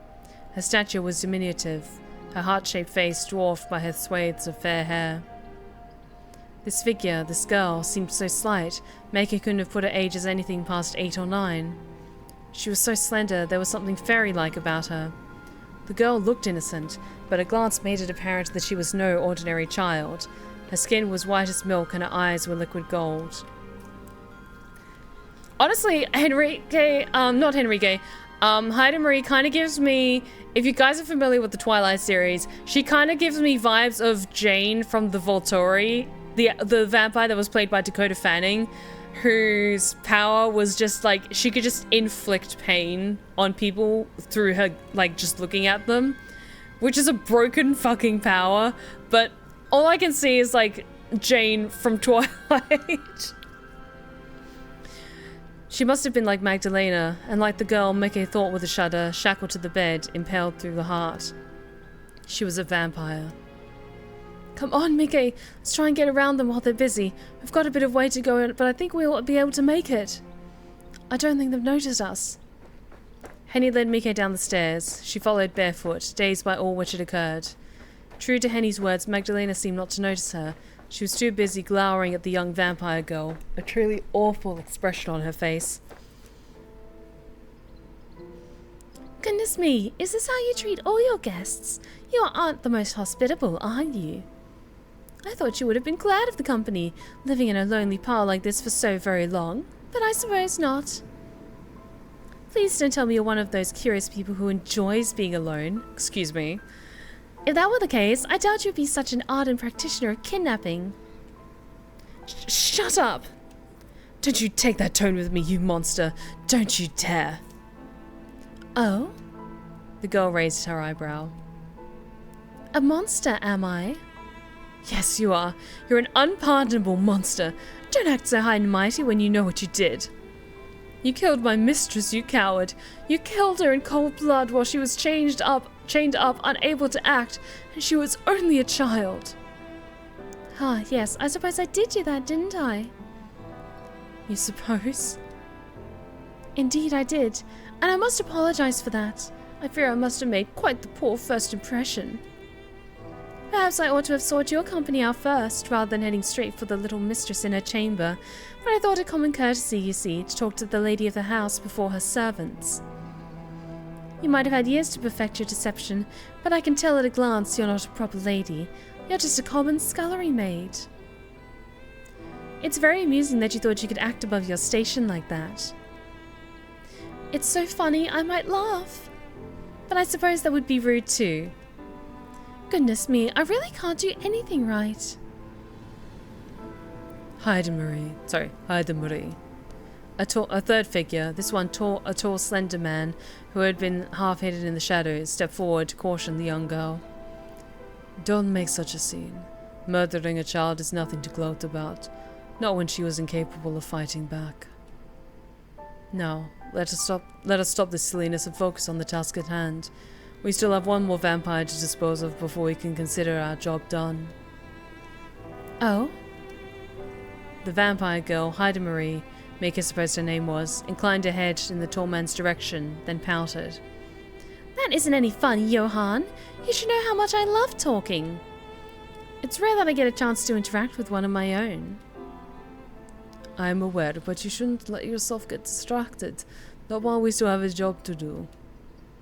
You need to focus. Ugh, what a pain. You never let me have any fun. Fun? Magdalena stared Hayden Marie down, her red eyes little more than pinpricks in the whites of her eyes. You would kill my young mistress, and you would call it fun? Have you truly no heart? You are reprehensible. Perhaps I am, but you've no right to chastise me yourself, vampire. How many innocents have you murdered yourself over the years to satiate your own bloodlust? This house has quite the macabre history. You can pretend otherwise. You've been doing that for decades, but you can't hide the truth from me. I can smell the blood in the air and all of the death. Now, I think it high time I put an end to your wicked ways. It shouldn't be that hard. Hayden Marie's golden eyes flickered languidly over Magdalena. You want it all in your peak physical condition. I can see it in that pinched, pained look in your face, and in the way that you slouch your shoulders. That little mistress of yours, who you kept chained up like a rabid dog, hasn't been treating you very well, has she? That is none of your business. You've been sustaining her over the years with fresh victims. Don't think I don't know what's been going on. And she hasn't been all that appreciative of your efforts. I imagine she gets violent when she gets hungry. I wouldn't be at all surprised if she bites. Be quiet. That's the problem, of course, when our kind are turned too young. These poor, pathetic fledgling vampires tend to lose their rationality. They can't handle the strain of immortality, and their mental faculties abandon them. They lose their sense of self, and they become nothing more than monsters. They can't be reasoned with. They can scarcely even think. They exist solely to satisfy their own hunger. But we vampires are greedy, selfish creatures. We are never satisfied for long. It's impossible to keep young vampires like that from lashing out, no matter how hard you might try. That girl was obviously a lost cause. I have no idea why you thought it was a good idea to keep her alive for so long. I was doing her a favor when I killed her. She was an aberration. Hayden a little bitch. I feel bad for, like, what she did to the girl, like, the vampire mistress by killing her. But she is so full of sass. Like, she kind of also inadvertently freed Magdalena by killing the mistress at the same time. I mean, like, okay, just don't kill Magdalena and we'll be fine. I said be quiet. I might not be in my best condition right now, but I'm more than a match for a coward like you who murders small children for sport. I won't let you escape unpunished, not after what you did to my mistress. Now that is funny. It's awfully hypocritical of you to want to fight me when I was 10 before my 11th year. In human terms, I'm still a young girl myself, but please don't get any funny ideas into that empty head of yours. I'm not so weak as that creature you called your mistress. I never did lose my sense of self, though I've been alive for centuries. I am one of the oldest vampires in Europe, and I am certainly the most powerful. Do you really think you can best me? If so, I admire your optimism, but it's very much misplaced. It would be easier if you simply submitted to me. But never mind. I'm more than willing to teach you a lesson. Mieke had been watching this exchange halfway up the grand staircase, frozen in horror, but now Henny sensed, at long last, to have had enough. Mieke, come on! Henny tugged at Mike's hand again, trying to chivvy her along. We need to move. Mieke knew Henny was right, yet she could not tear her eyes away from Magdalena. Hayden was fast approaching Magdalena, supremely self-confident despite her short stature. The vampire girl might have looked like a child, but Mieke knew she was anything but. Her smile was genial enough, but her golden eyes were cold and contained within them no mercy. It was she who had killed the child chained upstairs. She'd driven a stake through her heart and had listened, perhaps, to her dying cries. She was every inch a killer, just as Magdalena was. Now she meant to put an egg to Magdalena too, and Mieke feared she might be successful in this endeavor. How could Mieke run away with Henny and let that happen? She could not. Save your girl. She had to protect Magdalena. Yes! Oh, we might actually get to the end of the game tonight. I'm sorry, Hen, but... Mieke, with a burst of newfound strength, wrenched her arm free from Henny's grasp and dashed forth. I need to help Lena. What? But Mieke! Henny called after her friend, her right arm extended. Why would you do that? She kidnapped you. You don't owe her anything. She might have kidnapped me, but that doesn't mean I don't care about her. She's a good person, really, and I don't want her to be hurt, much less killed. Now wait. Oh, please wait. Mike's feet slapped against the ground as she ran, her white nightgown billowing about her legs. Coming between Magdalena and Hayden, she spread out her arms in the hopeful, yet ultimately futile gesture of one who meant to stop the whistling of the wind or the lashing of the rain.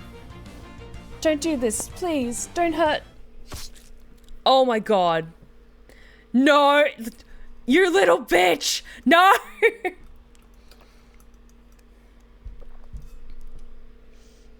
But despite Mike's good intentions, she was unable to finish her entreaty. Hayden had been moving too quickly, far more quickly than any human eye could hope to follow, and though spying Mieke, she had not been able to slow in time. The young vampire was soon upon Mieke, her right hand extended. Her nails, which were filed into dangerously sharp points, pressed against Mike's back, then pierced straight through her chest. Hayden right hand penetrated Mike's ribcage as if her flesh was ephemeral, made of nothing sturdier than spider webs. Though Mieke cried out, it took a few moments for the pain to fully hit her. Her eyes were wider than goose eggs as she looked down, staring at the arm which penetrated her shuddering body. Viscous red liquid was beginning to ooze down Hayden white wrist. It was so vivid in the gloom of Magdalena's cavernous entrance hall that it looked unreal, like something from a dream. Mike's blood was brighter than rubies, and thicker than strawberry jam. Mike's body twitched around Hayden hand. She felt herself turning numb by increments. First her legs, then her chest, then her shoulders, then her arms, until she could no longer feel the tips of her fingers. Mieke looked at her own blood as it dripped onto the threadbare carpet and moaned. Her blood looked oddly beautiful in an obscene, profane sort of way. But Mieke didn't have the time to contemplate how brightly her blood shone, nor how otherworldly it seemed. The agony of being rent in two soon overcame her. Mieke! Oh God, Mieke! Mieke? And with a twin series of cries from the two women whom Mieke cared about the most, her body tottered. She teetered. All strength she had once possessed fled her, as if that too had been a dream. Damn! Oh God. Mieke drew away from Hayden with one jerking footstep, thus freeing herself from the young vampire's grasping right hand. Her chest wound, no longer stopped by Hayden, seemed to expand when she shuffled away. It gaped open like a maw of a hungry beast, and more of Mike's lifeblood spilled onto the stone staircase. Mieke pressed one white trembling hand to her wound, and was surprised when her fingers came away stained. She could smell blood in the air. Her blood. It was a dizzying, overpowering stench which plugged up her nostrils. Mieke swayed. Then, with a hiss of pain, she fell. Mike's body hit the ground, like that of a lifeless, senseless doll. And her vision went black.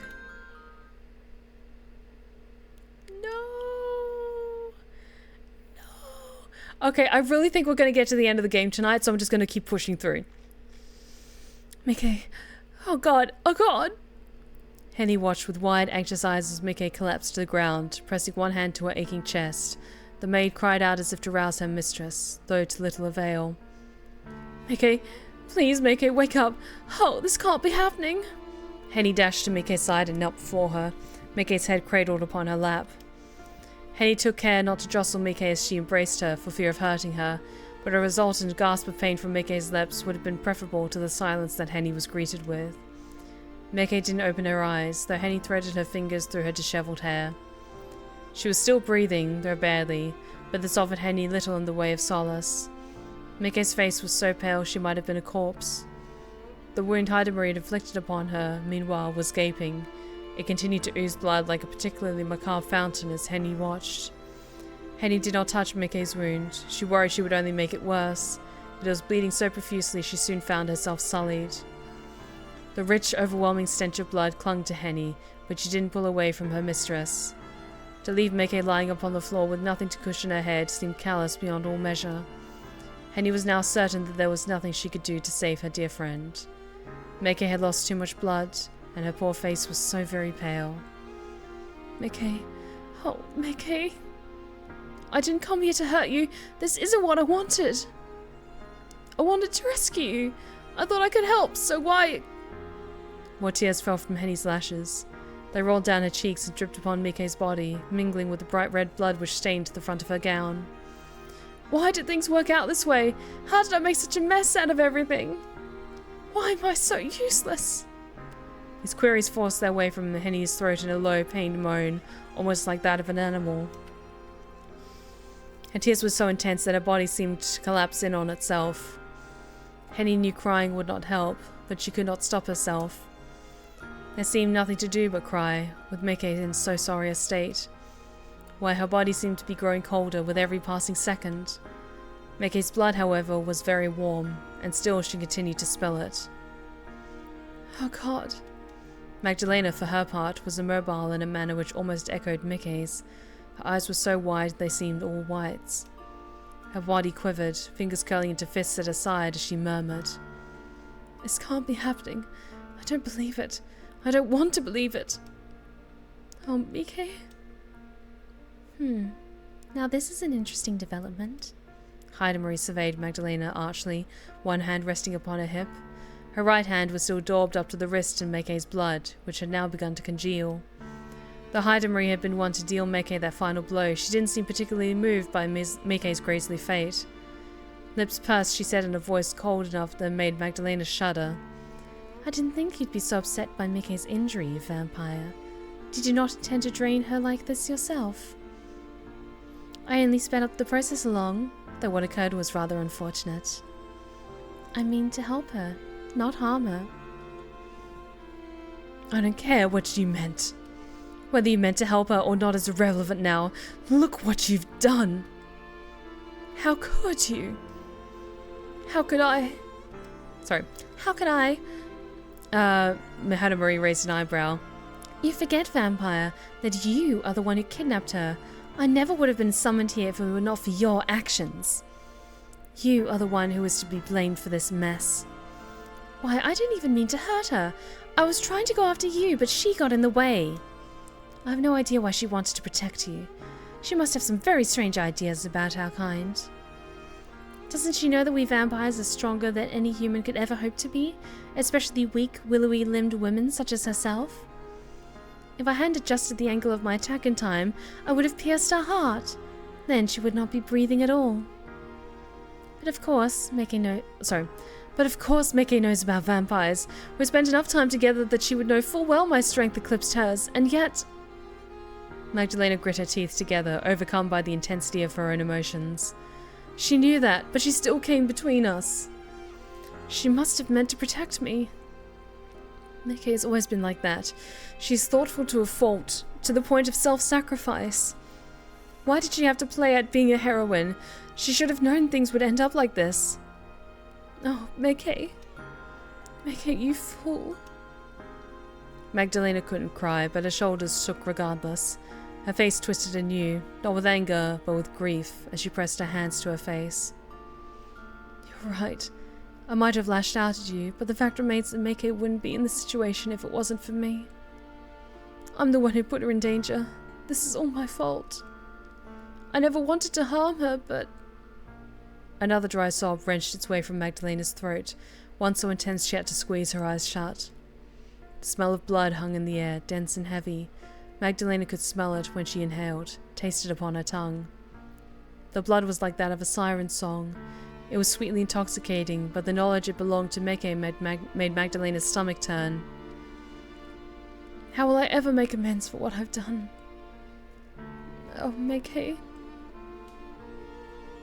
Mieke, you sweet, idiotic, adorable little fool.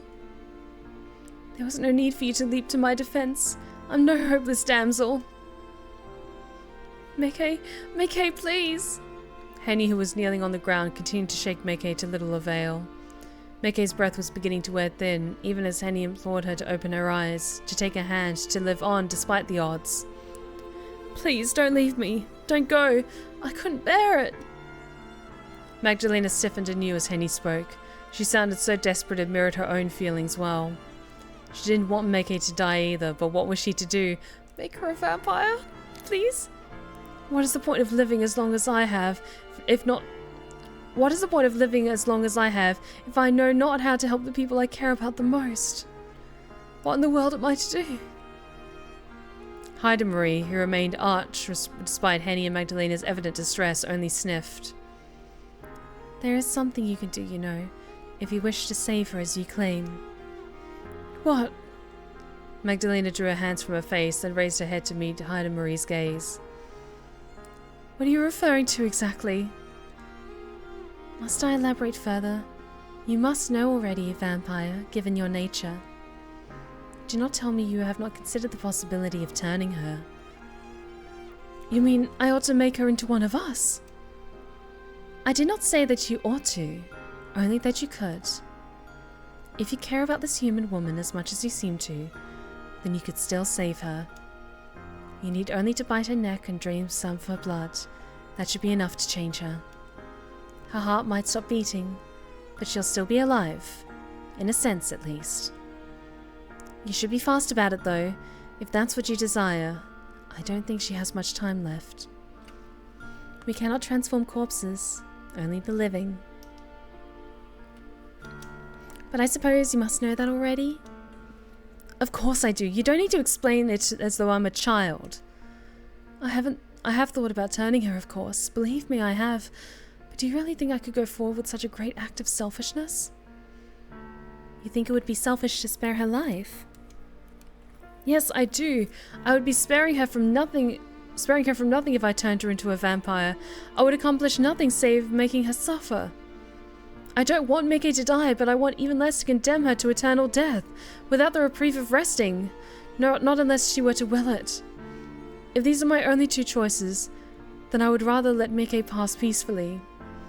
But I would far rather see her live on as a human woman. I just want her to be happy. I see. So that's how it is? Hayden Marie replied after a brief pause, one hand now resting beneath her chin.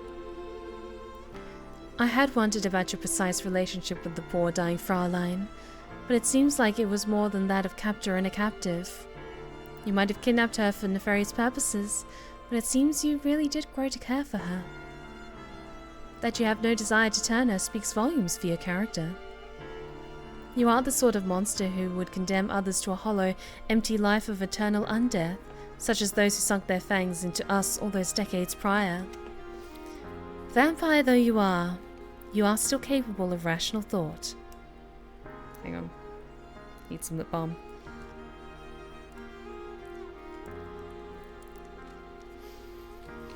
Perhaps that's why the clumsy young Fraulein jumped to your defense as she did. She must have seen there was something within you worth saving. I can't hate you after hearing your response, and neither do I wish to harm you. I would rather this story end on a cheerful note too. This rarely happens in my line of work, so...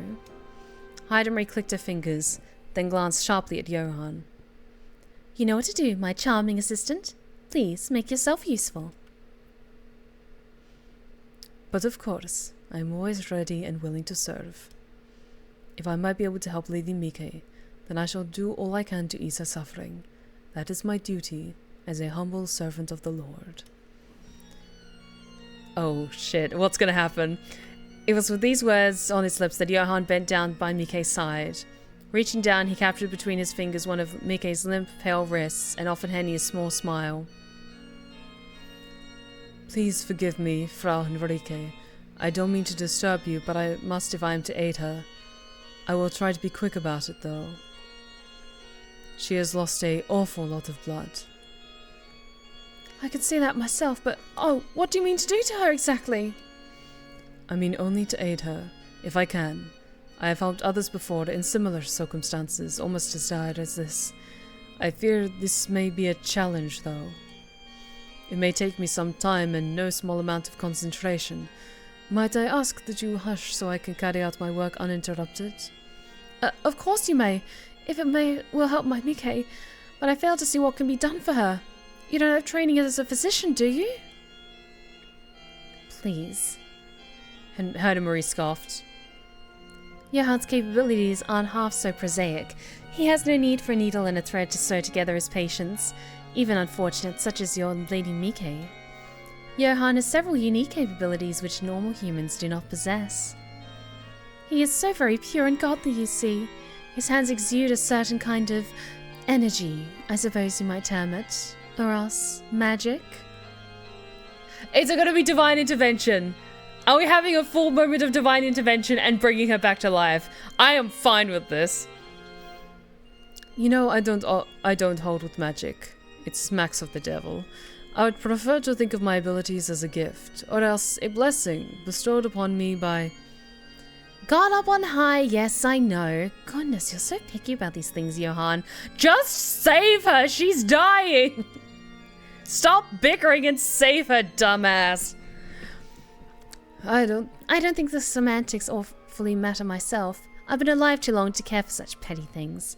But you humans are all so sensitive. I wasn't trying to insinuate that you've been touched by the devil. You're too much of a do-gooder for that. Why, thank you. I'll take that as a compliment, I suppose. It wasn't meant as one. You're so very kind you make my stomach turn. Okay, I do love their banter. Their banter's great. Even in this dire moment at the climax of the story. You would say that, loving chaos as you do.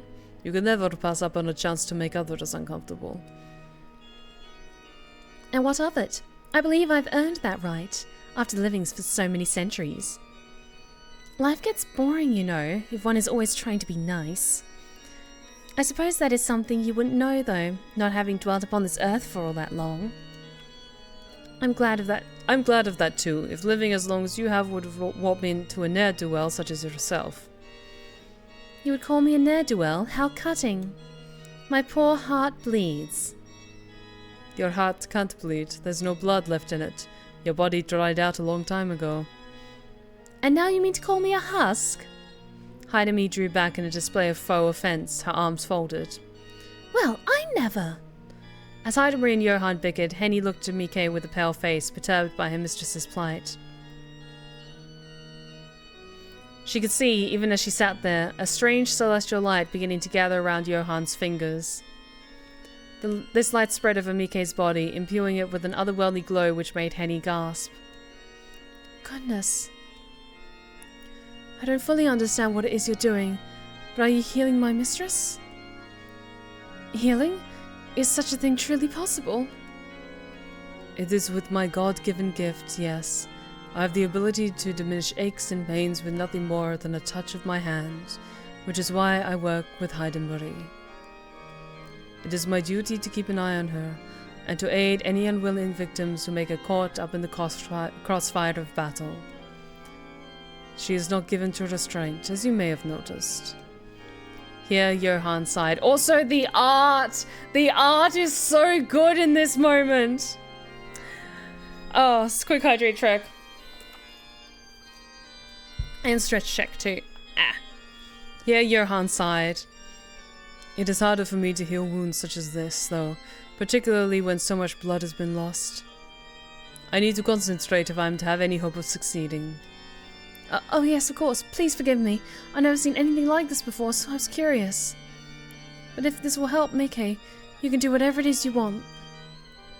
Whatever, Hayden smiled thinly. I would be careful when issuing such words forth in the future, Fraulein. You give Johan rather too much leeway. Fortunately for you, he's kind enough to not take advantage, but you might not be so lucky when it comes to the machinations of others. Hayden snickered unpleasantly while Johan continued to work. He gripped Mike's wrist tight and bowed his head, his lips pressed together in silent prayer while he worked. Henny, meanwhile, could only watch, wide-eyed, still holding onto Mike's crumpled form. It seemed impossible that Mieke might be restored to her senses after having been so grievously injured. Why would it take a real miracle to save her? That was Henny's thought, but weren't Johan's healing hands miraculous in and of themselves? Henny had never before heard of any human who possessed such powers, and she felt rather overwhelmed by it all. She did not begrudge Johan for aiding her mistress, but it unnerved her all the same. Despite Johan's assertions that his abilities had been bestowed upon him by God, there was something unnatural about the light which emanated from him. Henny had half a mind to pull Mieke away from him, and so sever the connection established between her mistress and the grim-faced father, but this would result in disaster. Johan seemed to be the only person capable of aiding her. As such, Henny had little choice but to allow him to work, despite her own misgivings. Also, this music is giving Symphony of the Night. I love it. Henny closed her eyes, cradling Mike's head upon her lap, and internally she prayed. Please, Henny prayed, with a fervour she had not felt for quite some time, not since escaping Lord and Lady Von Essen's carriage with Mieke in tow. Please, let my Mieke be safe. Please let her open her eyes. Let her draw her breath anew, without having to struggle for it, and lessen the burden which weighs upon her body. Please let her get better.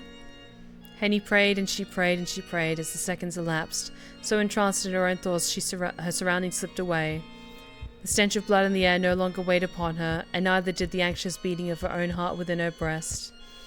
She forgot about Magdalena, who stood still as a statue, and of Hayden who watched with the idle curiosity of a bystander, and even about Johan, whose fingers still clasped Mike's wrist. She thought only of Mieke, her mistress and her friend both. She recalled the times they had spent together when they had been younger, and their ill-fated excursion into the Von Essen family crypt, which had incurred Lady Von Essen's ire. She recalled walks through the Von Essen's family estate, their arms looped together as though they were promenading ladies, and of sitting by the riverbank in the summer months, where the dragonflies were out and about. She recalled games of Joker played in Mike's bedroom, and the shy, whispered secrets Mieke had shared with her late at night, when nobody else had been around. She recalled Mike's fears about marrying Walter Gerhard, and how she had trembled when she had confided these feelings in Henny. Henny had been dismissive of Mike's worries back then. She had tried to cheer Mieke up, to tell her that things had not been so bad when she had settled in, but now Henny feared she had been callous. She had upset Mieke by failing to pay proper heed to her concerns. Henny wished that she could apologize for any hurt she might have caused. She wished she could have told Mieke how much she meant to her. She wished... Oh, there was so much she wished for, and so much she wished to say, but what she wished for most of all was that Mieke would recover. Henny clung to this hope as though it were a talisman, her eyes tightly shut. A desperate desire burned within her, brighter than any star, intense enough to be all-encompassing. She prayed and she prayed and she prayed, and eventually... Henny? Henny heard her name being called in a sweet, soft cadence she recognized only too well. The voice was weak, void of any real energy, but still it was enough to soothe Henny of all her anxious thoughts. Henny's eyes snapped open. Fitfully she stared down at the woman who lay upon her lap. Mieke! Oh, my Mieke! Mike's own eyes were still closed, but upon her lips she wore a small smile, one which was marred only slightly with pain. Her nightgown was still spattered with blood, but Henny could see that her wound had healed, her skin visible through her torn nightgown unblemished. Jeroen had succeeded after all, despite his earlier cautions. He had healed her. Mieke was safe. Oh, thank goodness! I'm so relieved! Mieke! My Mieke! Henny. Mieke squeezed Henny's hand with her own, as though to reassure her, and it was this gesture, so selflessly sweet and so very Mieke, which tipped Henny over the edge. She slumped forwards, her shoulders shaking. And then she began to cry.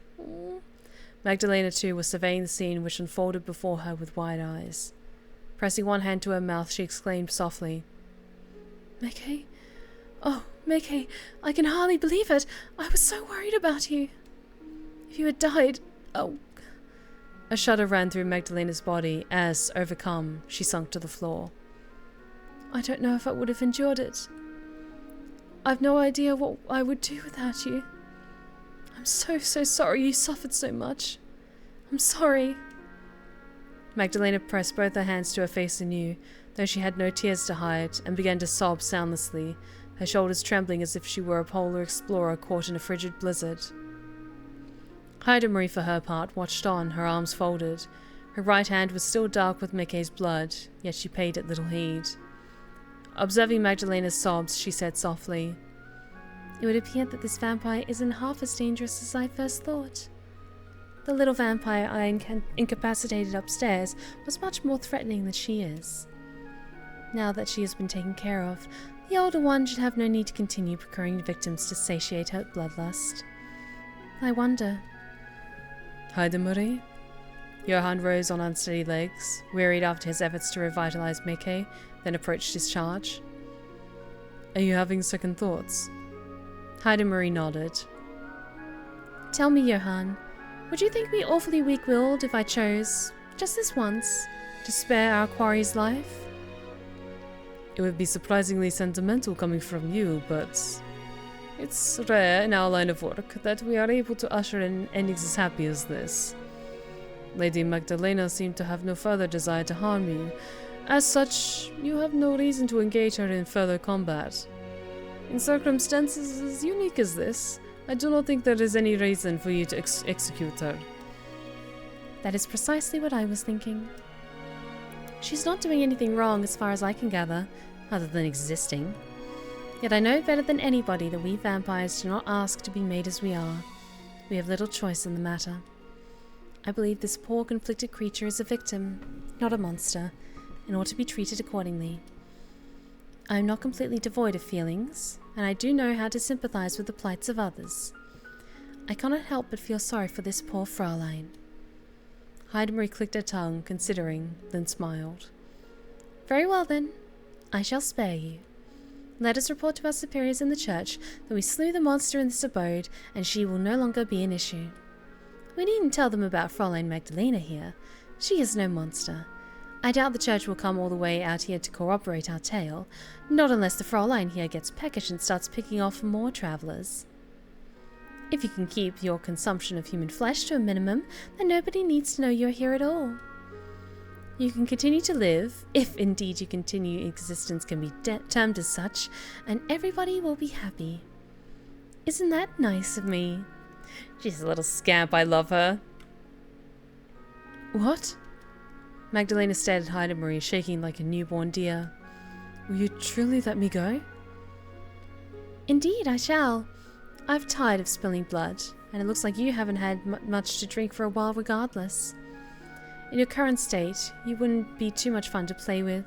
I doubt you'd have more than a few droplets of blood of your own left to spill anyway. But you were sent here to kill me.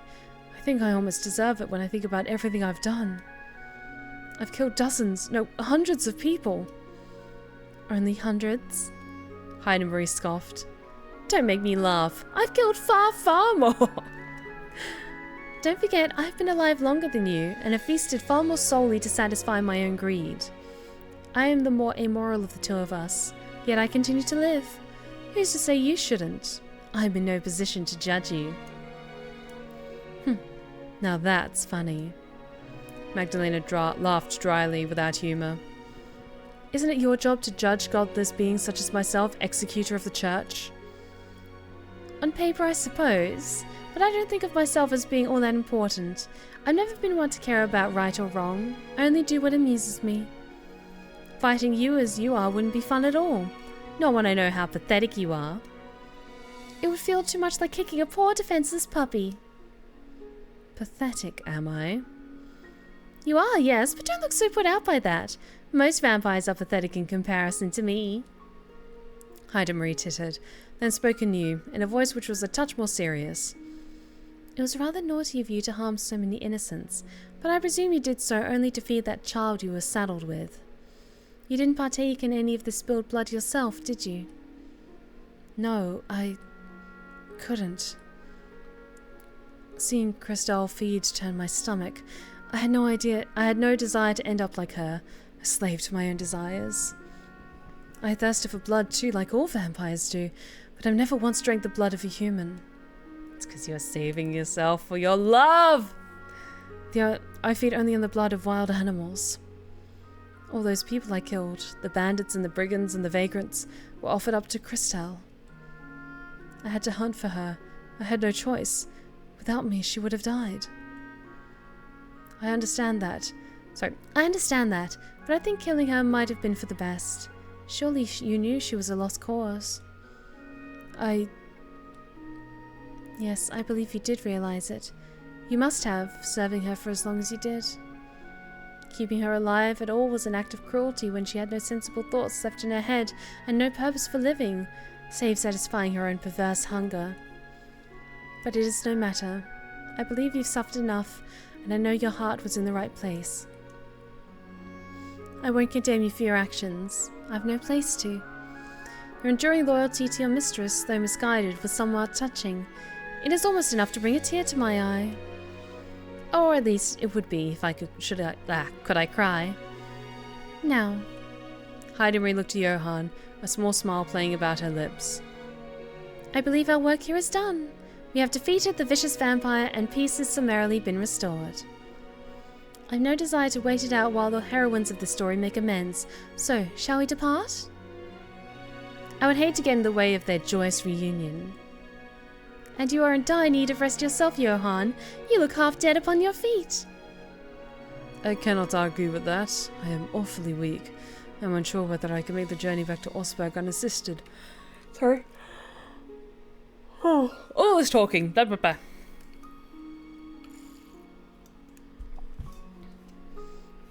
It's fortunate for you, then, that you have me to help you. You may lean upon my shoulder if you wish, and I can guide you. Is that not kind of me? Oh, yes, very much so. Your thoughtfulness knows no bounds. That's what I thought. Hayden snickered. The pair of us shall soon be departing. Do you wish to come with us, Fraulein? This question she addressed to Henny, who knelt on the floor by Mieke's side still. Or would you rather stay here, to tend to your mistress? I believe she will be in safe hands with Magdalena, but I've no doubt you have also worried about her welfare. Oh, yes, I must thank you both for leading me here to Mieke, and you, Johan, for helping her, but I can't come back with you. Mieke needs me to stay with her, and she's in no fit state to travel. I'll stay with her for as long as she needs me, unless... Henny looked at Magdalena, abashed. You would have a problem with that. I forget this is your home. You overstep your mark, young maid. You have forgotten your courtesy and your concern. But I suppose I can't begrudge you for that. I know how it feels to worry for my own mistress, and Mieke is far sweeter than Christelle ever was. I will let you stay here, if you wish to tend to Mieke while she rests. As a fellow human, you would be better served to care for her than I am. My attempts, I fear, would be quite clumsy. I have no say in whether you stay or leave. This is not truly my home, nor has it ever been. I am no lady. I was only ever pretending. Oh, thank you, Magdalena. Thank you very much. I promise, I'll do everything I can to help Mieke. I won't let her condition worsen, not under my watchful eye. I'm quite certain that you will. You needn't reassure me. The relationship shared between you is very special indeed. While I was nothing more than Christelle's maid, I can see that you are truly Mike's friend. Why, it is enough to make me feel almost jealous. I fear I could never compete with that. That's alright. I don't think we need to compete. We both care about her after all, and, like they say, 2 heads are better than 1. I think Mieke will recover much better if we're both there for her. What do you say? I think, after everything that has happened, I'm very tired. Realistic remark, Mieke. Would you mind escorting me to my room? I need to lie down. Oh, of course. Let me help you to your feet, Mieke. You come too, Magdalena, and help me lift her. You're a lot stronger than me, so this should be easy for you. Now that is funny. What is? I thought you would balk at the prospect of me touching your precious Mieke. In the past, perhaps I would have, but you've proven how much you care for her. You wouldn't have cried for her sake otherwise. Now come, let's not beat around the bush. Mieke needs us. Yes, dear Lena, please come and help me. Hen can't support me on her own. I fear I'm hopelessly heavy. Don't keep your distance, please. That would break my heart. Magdalena looked between Mieke and Henny, one hand clasped to her chest. She inhaled, her lips pursed, then said with a sigh, Oh, Mieke, I'm so glad to hear you say that. Magdalena stepped forth, and with Henny's aid, not that it was necessary, she was able to raise Mieke to her feet. Both women shifted her gently so as not to harm her, each taking one of Mike's pale arms about their shoulders. While all this occurred, Hayden smiled, then turned upon her heel. Let us be on our way. There is nothing which can be gained by us continuing to stand here. I know not about you, but I have no desire to stand about gawping. Right, I'm coming, Hayden, but don't walk too quickly. Please, spare a thought for me. Hayden crossed the area entrance hall, then pushed open the imposing double doors, with but a brush of her tiny, seemingly insubstantial palms. The doors opened with a low creak, like that of an injured animal, and the chill night air rushed forth to greet her. She paused for a few moments upon the threshold of the door to look back at Mieke, who was being held aloft by Henny and Magdalena. Despite their differences, Hayden thought that the 3 women looked awfully close, just like sisters. This thought brought a smile to the young vampire's lips not even the lowing wind could disturb. She did not wait, however, to watch as the unlikely trio proceeded up the extravagant staircase. She turned anew, satisfied that she had performed her job, then stepped out into the night. Johann followed along behind her, limping and shut the door behind him. The door creaked once more, then slammed shut with a tremendous thud. This thud echoed throughout the cavernous hall of Magdalena's home, once deserted but now full of life. Christelle's corpse still lay in her bedchamber, turning cold, but Magdalena's thoughts were with Mieke as she held her, and Henny as she helped her.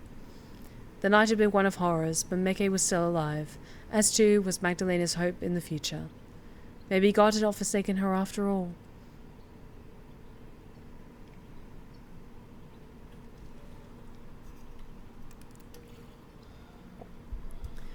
Finally, the clouds in her heart had parted, and now she was free.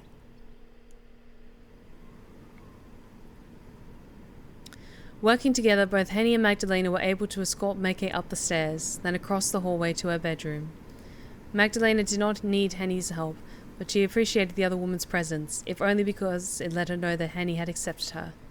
She seemed to have recognized, in the wake of Magdalena's breakdown, that Magdalena had grown to care for Mieke. Magdalena might have been the instrument which had brought Mike's suffering, but she had not done so willingly. Henny seemed to understand that, and by extending the olive branch, seemed prepared to offer her forgiveness. It no longer seemed to matter much what Magdalena had done to Mieke, nor when Mieke was still alive. Henny and Magdalena both lay Mieke upon her bed, and there she lay, her front dark with dried blood. Henny wet a cloth in the basin by Mike's bedside that wiped said blood away. As she did, Magdalena soothed Mieke, reassuring her in gentle tones that all would be well. I won't let anything hurt you, not again. I've no further need of your blood. My mistress, she... Here Magdalena's voice caught in her throat, and she had to look away. She is... no more. No amount of blood could save her now. She is gone, but I am still here, as are you, and... oh, Mieke, I'm so sorry I put you through so many hardships. I'm so sorry. Mieke was half conscious at this point, soothed by the cool flannel upon her bare skin and Magdalena's hand, so was barely able to offer Magdalena more than a small smile. It's all right. I forgive you for all of it, Lena. You do? Of course I do. I know that you never meant for me to suffer. I might have hated you at the beginning, but really... Mieke yawned, exhausted, and let her eyelashes fall shut. Softly she muttered in a voice which sounded like a sleepwalker's. You're a lot nicer than you give yourself credit for. So saying, Mike's consciousness slipped away once more, not owing to the pain this time nor the loss of blood, but from simple exhaustion. She dozed, her body lighter than the fog which unfurled its wispy tendrils around the forest floor, and as she did, she dreamed. In Mike's dreams she saw herself with both Henny and Magdalena. The three of them were laughing and smiling in her mind's eye, as though they had always been close friends, nothing more than three ordinary women. In Mike's imagining there was nothing to keep her and Magdalena apart. Henny gave the pair of them a blessing, smiling gently, as Magdalena took her hand once more. Then, upon her pursed lips, she pressed a soft, gentle kiss. While Mieke lay in bed, tended by both Magdalena and Henny, Jeroen had found himself in a rather precarious state. The ashen-faced father was always pale, yet now he looked paler than ever, even whiter than the moonlight, as he dragged himself through the darkened woods, his raven-black hair melting into the surrounding shadows. Jeroen's face was white enough to be bloodless, its eyes half-lidded with an aggressive, intense pain which refused to abate. The mere act of walking made his breath catch in his throat. It was cold this deep in the woods, almost unbearably so, but Jeroen's brow was still marred with beads of sweat, his teeth clacking not from the cold, but from pain. He wobbled as he walked, and Hayden Marie had to support him, winding one slender arm around his waist to keep him upright. Easy there. Hayden Marie spoke gently, more gently than one might have thought her capable of, given her nature, as Jeroen leant against her. I will be all right. I'm still here. I have you. To any onlooker, the current scene would certainly have been unusual, if not downright ridiculous. Jeroen was a good deal taller than the diminutive Hayden Marie, yet he was leaning against her for support, was relying upon her to keep him upright when he tried to cut his way through the woods. Hayden Marie seemed, at a glance, much too small and slight to aid Jeroen, and yet she did. She bore him with ease, her brow perfectly smooth like the shell of an egg. Hayden Marie had emerged from her spat with Magdalena and her mistress wholly unscathed. She had not needed to exert herself while accomplishing her grisly tasks, nor when her victim had been in chains. Hayden Marie had been able to pierce Christelle's heart with ease. The young vampire girl had not been able to offer up any fight, had simply cried instead as Hayden Marie had dispatched her. Hayden Marie had hoped that Magdalena might give more of a fight, but this hope too had been scuppered. Mieke had come between the two of them, and had cut Hayden Marie's fun short. She really was a funny woman, that Mieke, so impulsive despite being a well-bred young lady. Maybe it was because of her red hair. Hayden Marie had heard redheads tended to be tempestuous. That was simply part of their nature. Maybe it came from an excess of blood, an imbalance of the humours. Hayden Marie did wonder. But it seemed silly to postulate on it for too long, especially when Jeroen was suffering so. Hayden Marie, for her part, had never felt lighter. The full moon's light had imbued her with a dreadful, arcane sort of strength, so she could stalk through the woods with ease. Could have frolicked if she wished, through the foliage like a nymph or a dryad. Hayden Marie knew she should not do this, however. even if it would have meant a pretty picture. A young, slender-limbed girl dancing through the forest late at night, the dense fog swirling around her pretty ankles and her curls fluttering in the breeze. She had to stay to support Jeroen. He'd worked hard that night, much, much harder than Hayden Marie herself had. For a mere human, one who was all awkward angles, high cheekbones, and long, gangly limbs, he had pushed himself well past his limits. Jeroen had been able to maintain a veneer of composure when bidding farewell to Magdalena and Mieke and the potato-faced Fraulein who had come to them for aid, rude, but he no longer had the strength to cling to this carefully curated facade. He was fading, his body failing. Did he give up like the last of his strength to heal Mieke? Hayden Marie had known the moment her hand rent Mike's chest asunder that the wound she had inflicted was a serious one. It had been apparent that it would require a significant degree of concentration for Jeroen to heal her. Mike's inner workings had, after all, been reduced to a fine red mist, a gruesome pate of bone and muscle. Hayden Marie had not fully believed when Jeroen had taken Mieke in his arms that he would be able to heal her at all, but on this score she had been mistaken. Jeroen's faith had evidently been stronger than Hayden Marie's own. Jeroen had taken Mieke to him, a sheep who had strayed from God's light, and he had done all he could to save her. He had poured his own life's essence into her, and in so doing had made Mieke whole again. He had healed her, but at what cost?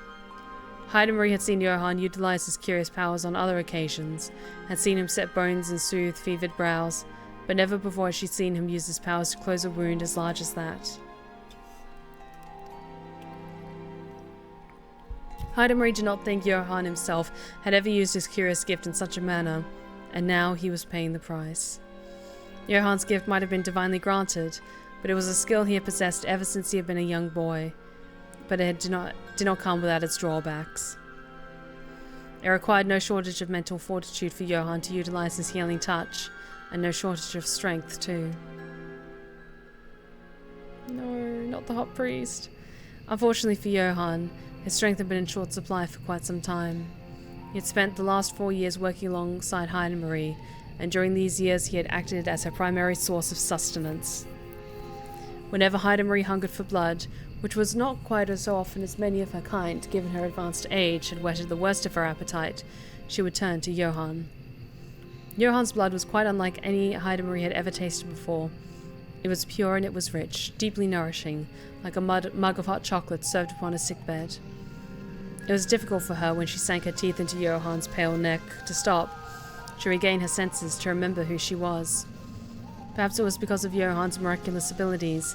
One would have thought his innate ability to heal would have cut through his blood like poison, but it was not so. Jeroen's goodly power seemed to pulsate within his lifeblood, his veins full of the stuff. When Hayden Marie bit Jeroen's neck, she tasted miracles, sweet and light like heavenly manna. Jeroen was simply too delicious for his own good. Yeah, he is. Sorry. I know this is a sad moment. So much so, Hayden Marie might have taken 1 or 2 liberties with him. She had drained his blood, of course, before their excursions into the woods. Perhaps she had taken too much of the stuff? Hey, Sketchy Shade, how's it going? Welcome back. Jeroen had tried to reassure her to the contrary, when Hayden Marie had drawn her lips away from the white column of his throat, but Hayden Marie was no fool. She had seen, even if Jeroen had not wanted her to see, how he trembled when she drew back. Hayden Marie had bitten too deeply, had indulged too much, and Jeroen had already been weak when they had first ventured into the woods. It was to be expected, really, that Jeroen's body would now begin to fail him. Jeroen was a lanky, skinny man, and he did not have much in the way of physical stamina regardless. The years spent donating his blood to Hayden Marie had not helped, and neither had his liberal use of his healing powers. He had pushed himself to the brink of exhaustion once before, when he had aided the young Becca girl, whose father had undergone a terrifying transformation come the full moon. Jeroen had been able to reverse this wicked enchantment, which had befallen the red-haired Becca, but not without sustaining considerable damage. He had been bedridden for a full week after that particular miracle, consumed by a fever that had left him delirious. Hayden Marie had sat with Jeroen while he had convalesced, while his forehead was beaded with sweat and his fingers had curled at his sheets, and she had wiped down his forehead, wondering all the while what she would do if Jeroen died. Who would the church next assign her, and would their blood be just as delectable as Jeroen's? It had seemed unlikely. Back then, Hayden had not worried overly about Johan's own welfare. She had been more concerned about slaking her own thirst. Now, however... Now Hayden could not help but feel a flicker of sympathy for the man who leant against her. It seemed almost unthinkable that Johan would have been brought so low when he sustained no physical wounds, none save for the twin punctures on his neck, the size of pinheads, concealed beneath the high collar of his robes.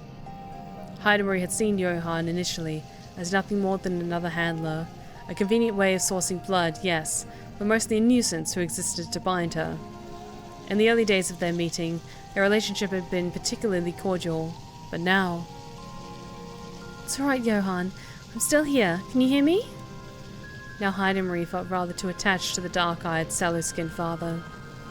She had not wanted to care for him, but what could she do? For all the centuries she had lived, Johan was one of the few people who did not seem to fear her, who spoke to her as an equal.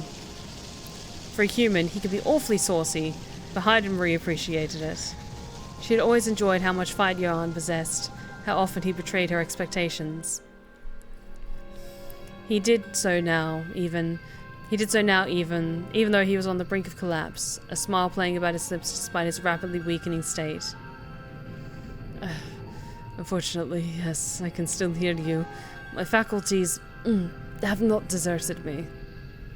Not completely, at least. Oh? What do you mean by that?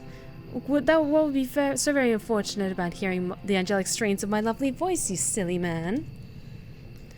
Well, you know how it is. Excuse me. No, I don't know how it is. Would you mind elucidating? I want to know what exactly you meant by that. I thought I feared you were not being at all polite. Well, your fears might have some basis in reality. I'm grateful, of course, that you have thought to stay with me. It really is very kind. But I wish to not have to hear you worry about me at all. I have no desire to be a burden. And worrying does not suit you either. What? Hayden glanced at Johan. She cocked her head inquisitively, like a little bird, and frowned. Do you think me capable of caring about people, Johan? You were when I met you. You were so cold and almost aloof, just like a little statue. How did you change so much? It really is a mystery. Hayden pressed her lips together into a line. She looked to Johan, her golden eyes skimming him up and down, and then... It isn't that much of a mystery. No? No. I might be old, but I'm not immutable. I can still be moved, provided the right person comes along to move me, that is. You are so unlike anyone else I know. I fear I might have become somewhat fond of you, which is why I don't want you to die here. I won't allow it. Do you hear that, Johan? If you do perish, I shall be very cross with you. Is that so? Once again Johan laughed, but it was a weak laugh, one which made his sloping shoulders shake. My apologies then. I will endeavor to cling to life to the best of my abilities. I fear it might be too late for me already. Sorry. Excuse me. I am but a mere mortal. There is only so much I can endure. Yes, I know. You've endured so much already. Perhaps it was unreasonable expecting you to walk all the way back to Osberg, especially when... Johan winced, his body seized by a newfound paroxysm of pain. He shifted sideways, pressing yet more of his weight upon the diminutive Hayden, and she tutted. Especially when you're in such a state. Goodness. Perhaps you ought to sit down for a while, try to get your breath back. Would you like that? I feared it would only be delaying the inevitable, but if you insist. Johan smiled. There was a strange smile, one which did not illuminate his dark eyes. I would hate to make you worry about me. Idiot. Hayden sat Johan down upon the stump of a nearby tree, and skimmed a glove hand against his face, wiping his brow free of sweat. Then she said, I always worry about you. How can I not when you are nothing more than a human? Your kind is so very vulnerable. You try to act strong, yet your bravado really does make me wonder. How can you live life as you do, knowing how very fragile you are, knowing that your meager existence could be cut short? Here, Hayden drew her hand across her throat. Just like that. How do you stand it? Now, that is a good question. I would expect nothing less from you, but let me see. I suppose I can live like this because this existence is the only one I've ever known, meager or not. I know I am not as hardy as a vampire, but I've never had any cause to envy you. How could I be jealous of something I have never had? Besides... Johan looked at Hayden. His smile was crooked, but he smiled still as he said, his face horribly waxy. Envy is a sin. I would not wish to displease God, not when I have spent all my life trying to serve him. Yes, that does make sense. You've always been an awful bootlicker, Johan. You would call my faith bootlicking. Well, what else is it? You might act like an upstanding citizen, but I know the only thing you really care about is being called a good boy. Thank you for confirming this for me, Hayden. Much appreciated. I'm gonna put this away in my brain for later. You do good because you wish to feel good. You want to be praised for it, and you want to be accepted too.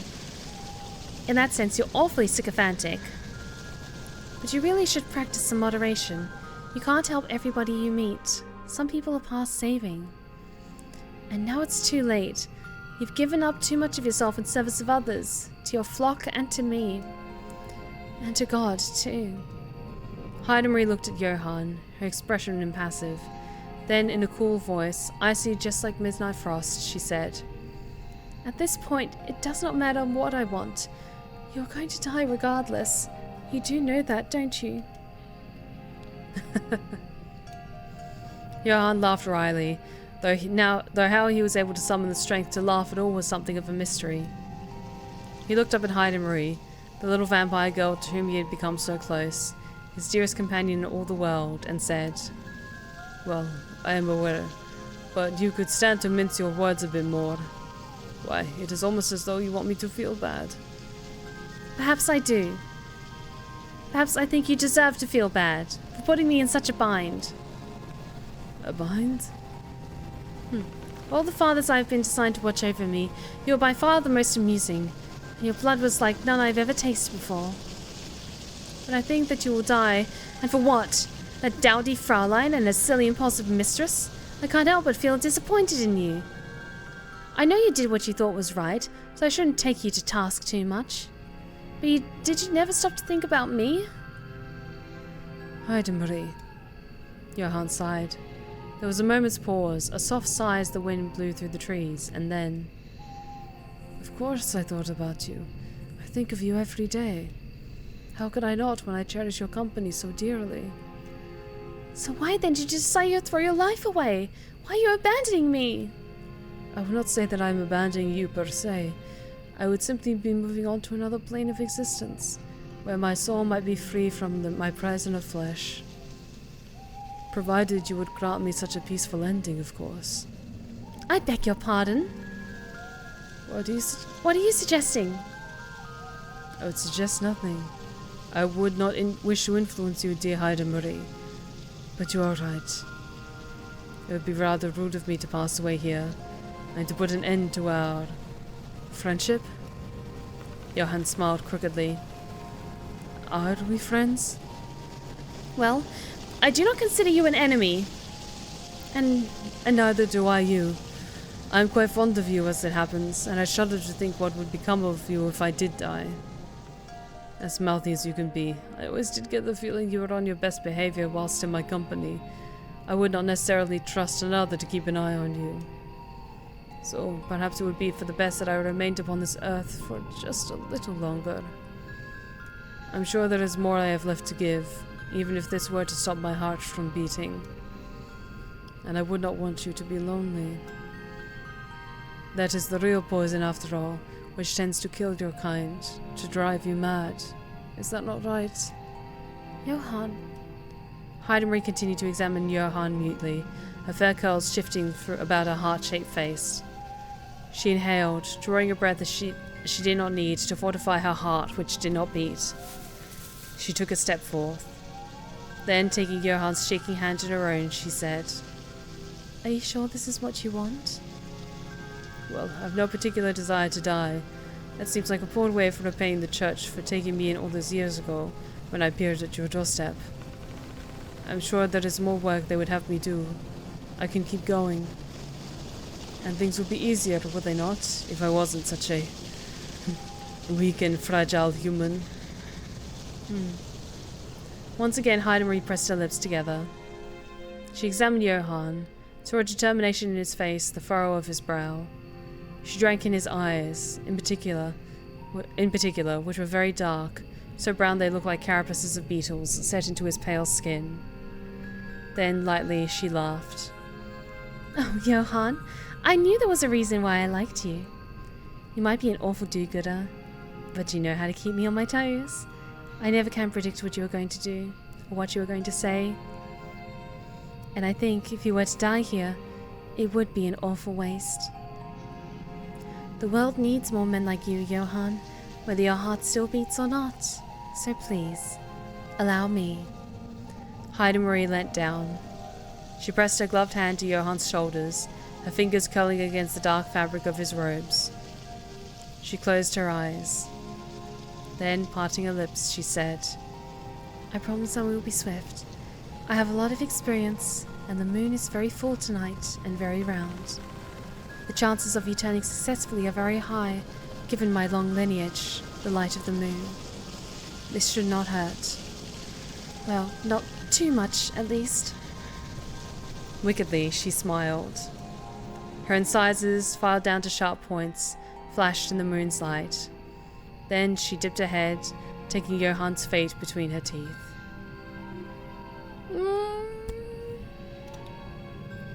And summarily shattering it like a piece of pottery. No. Okay. 1 second. I'm just gonna check something. So I'm gonna do a sneaky thing. I'm gonna check the Steam achievements, because those are kind of broken up nicely into major milestones. And if it's only like one more achievement of like getting to the end of the story, we'll just push through to the end. But if it's like, okay, we've got like a full epilogue to do, then 1 second, bear with me, guys. Oops.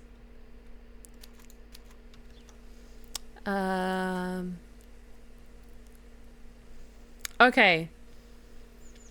So there's a few more achievements. There's read the 4th act and read the epilogue. Honestly, I'm kind of wiped out. I'm happy to call it a night here, and then we get through just the last act, the last little bit of the 4th act, because I'll be honest, the acts are surprisingly long. I expected like this, like after that moment, that to be like the end of the 4th act, and then we can save like the last little bit and the epilogue for when I return, not next week, because I'm taking next week off because I'm going to be out of town, but the week after, then I can return to it. Okay, 1 second. Boop, there we go.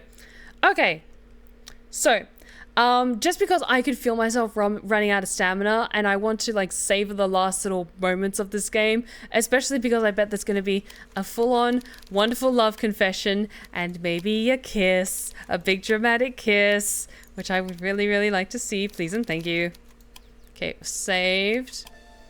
And so we've got the last little bit of the story to go and the epilogue, and then that's the end of the story. So next, not next week, but the week after, might be again a shorter stream, and hopefully it'll all balance out a little bit better. But thank you so much for joining me tonight, my lovelies, for watching more of Cage of Roses. It's not necessarily what I would call like a visual novel.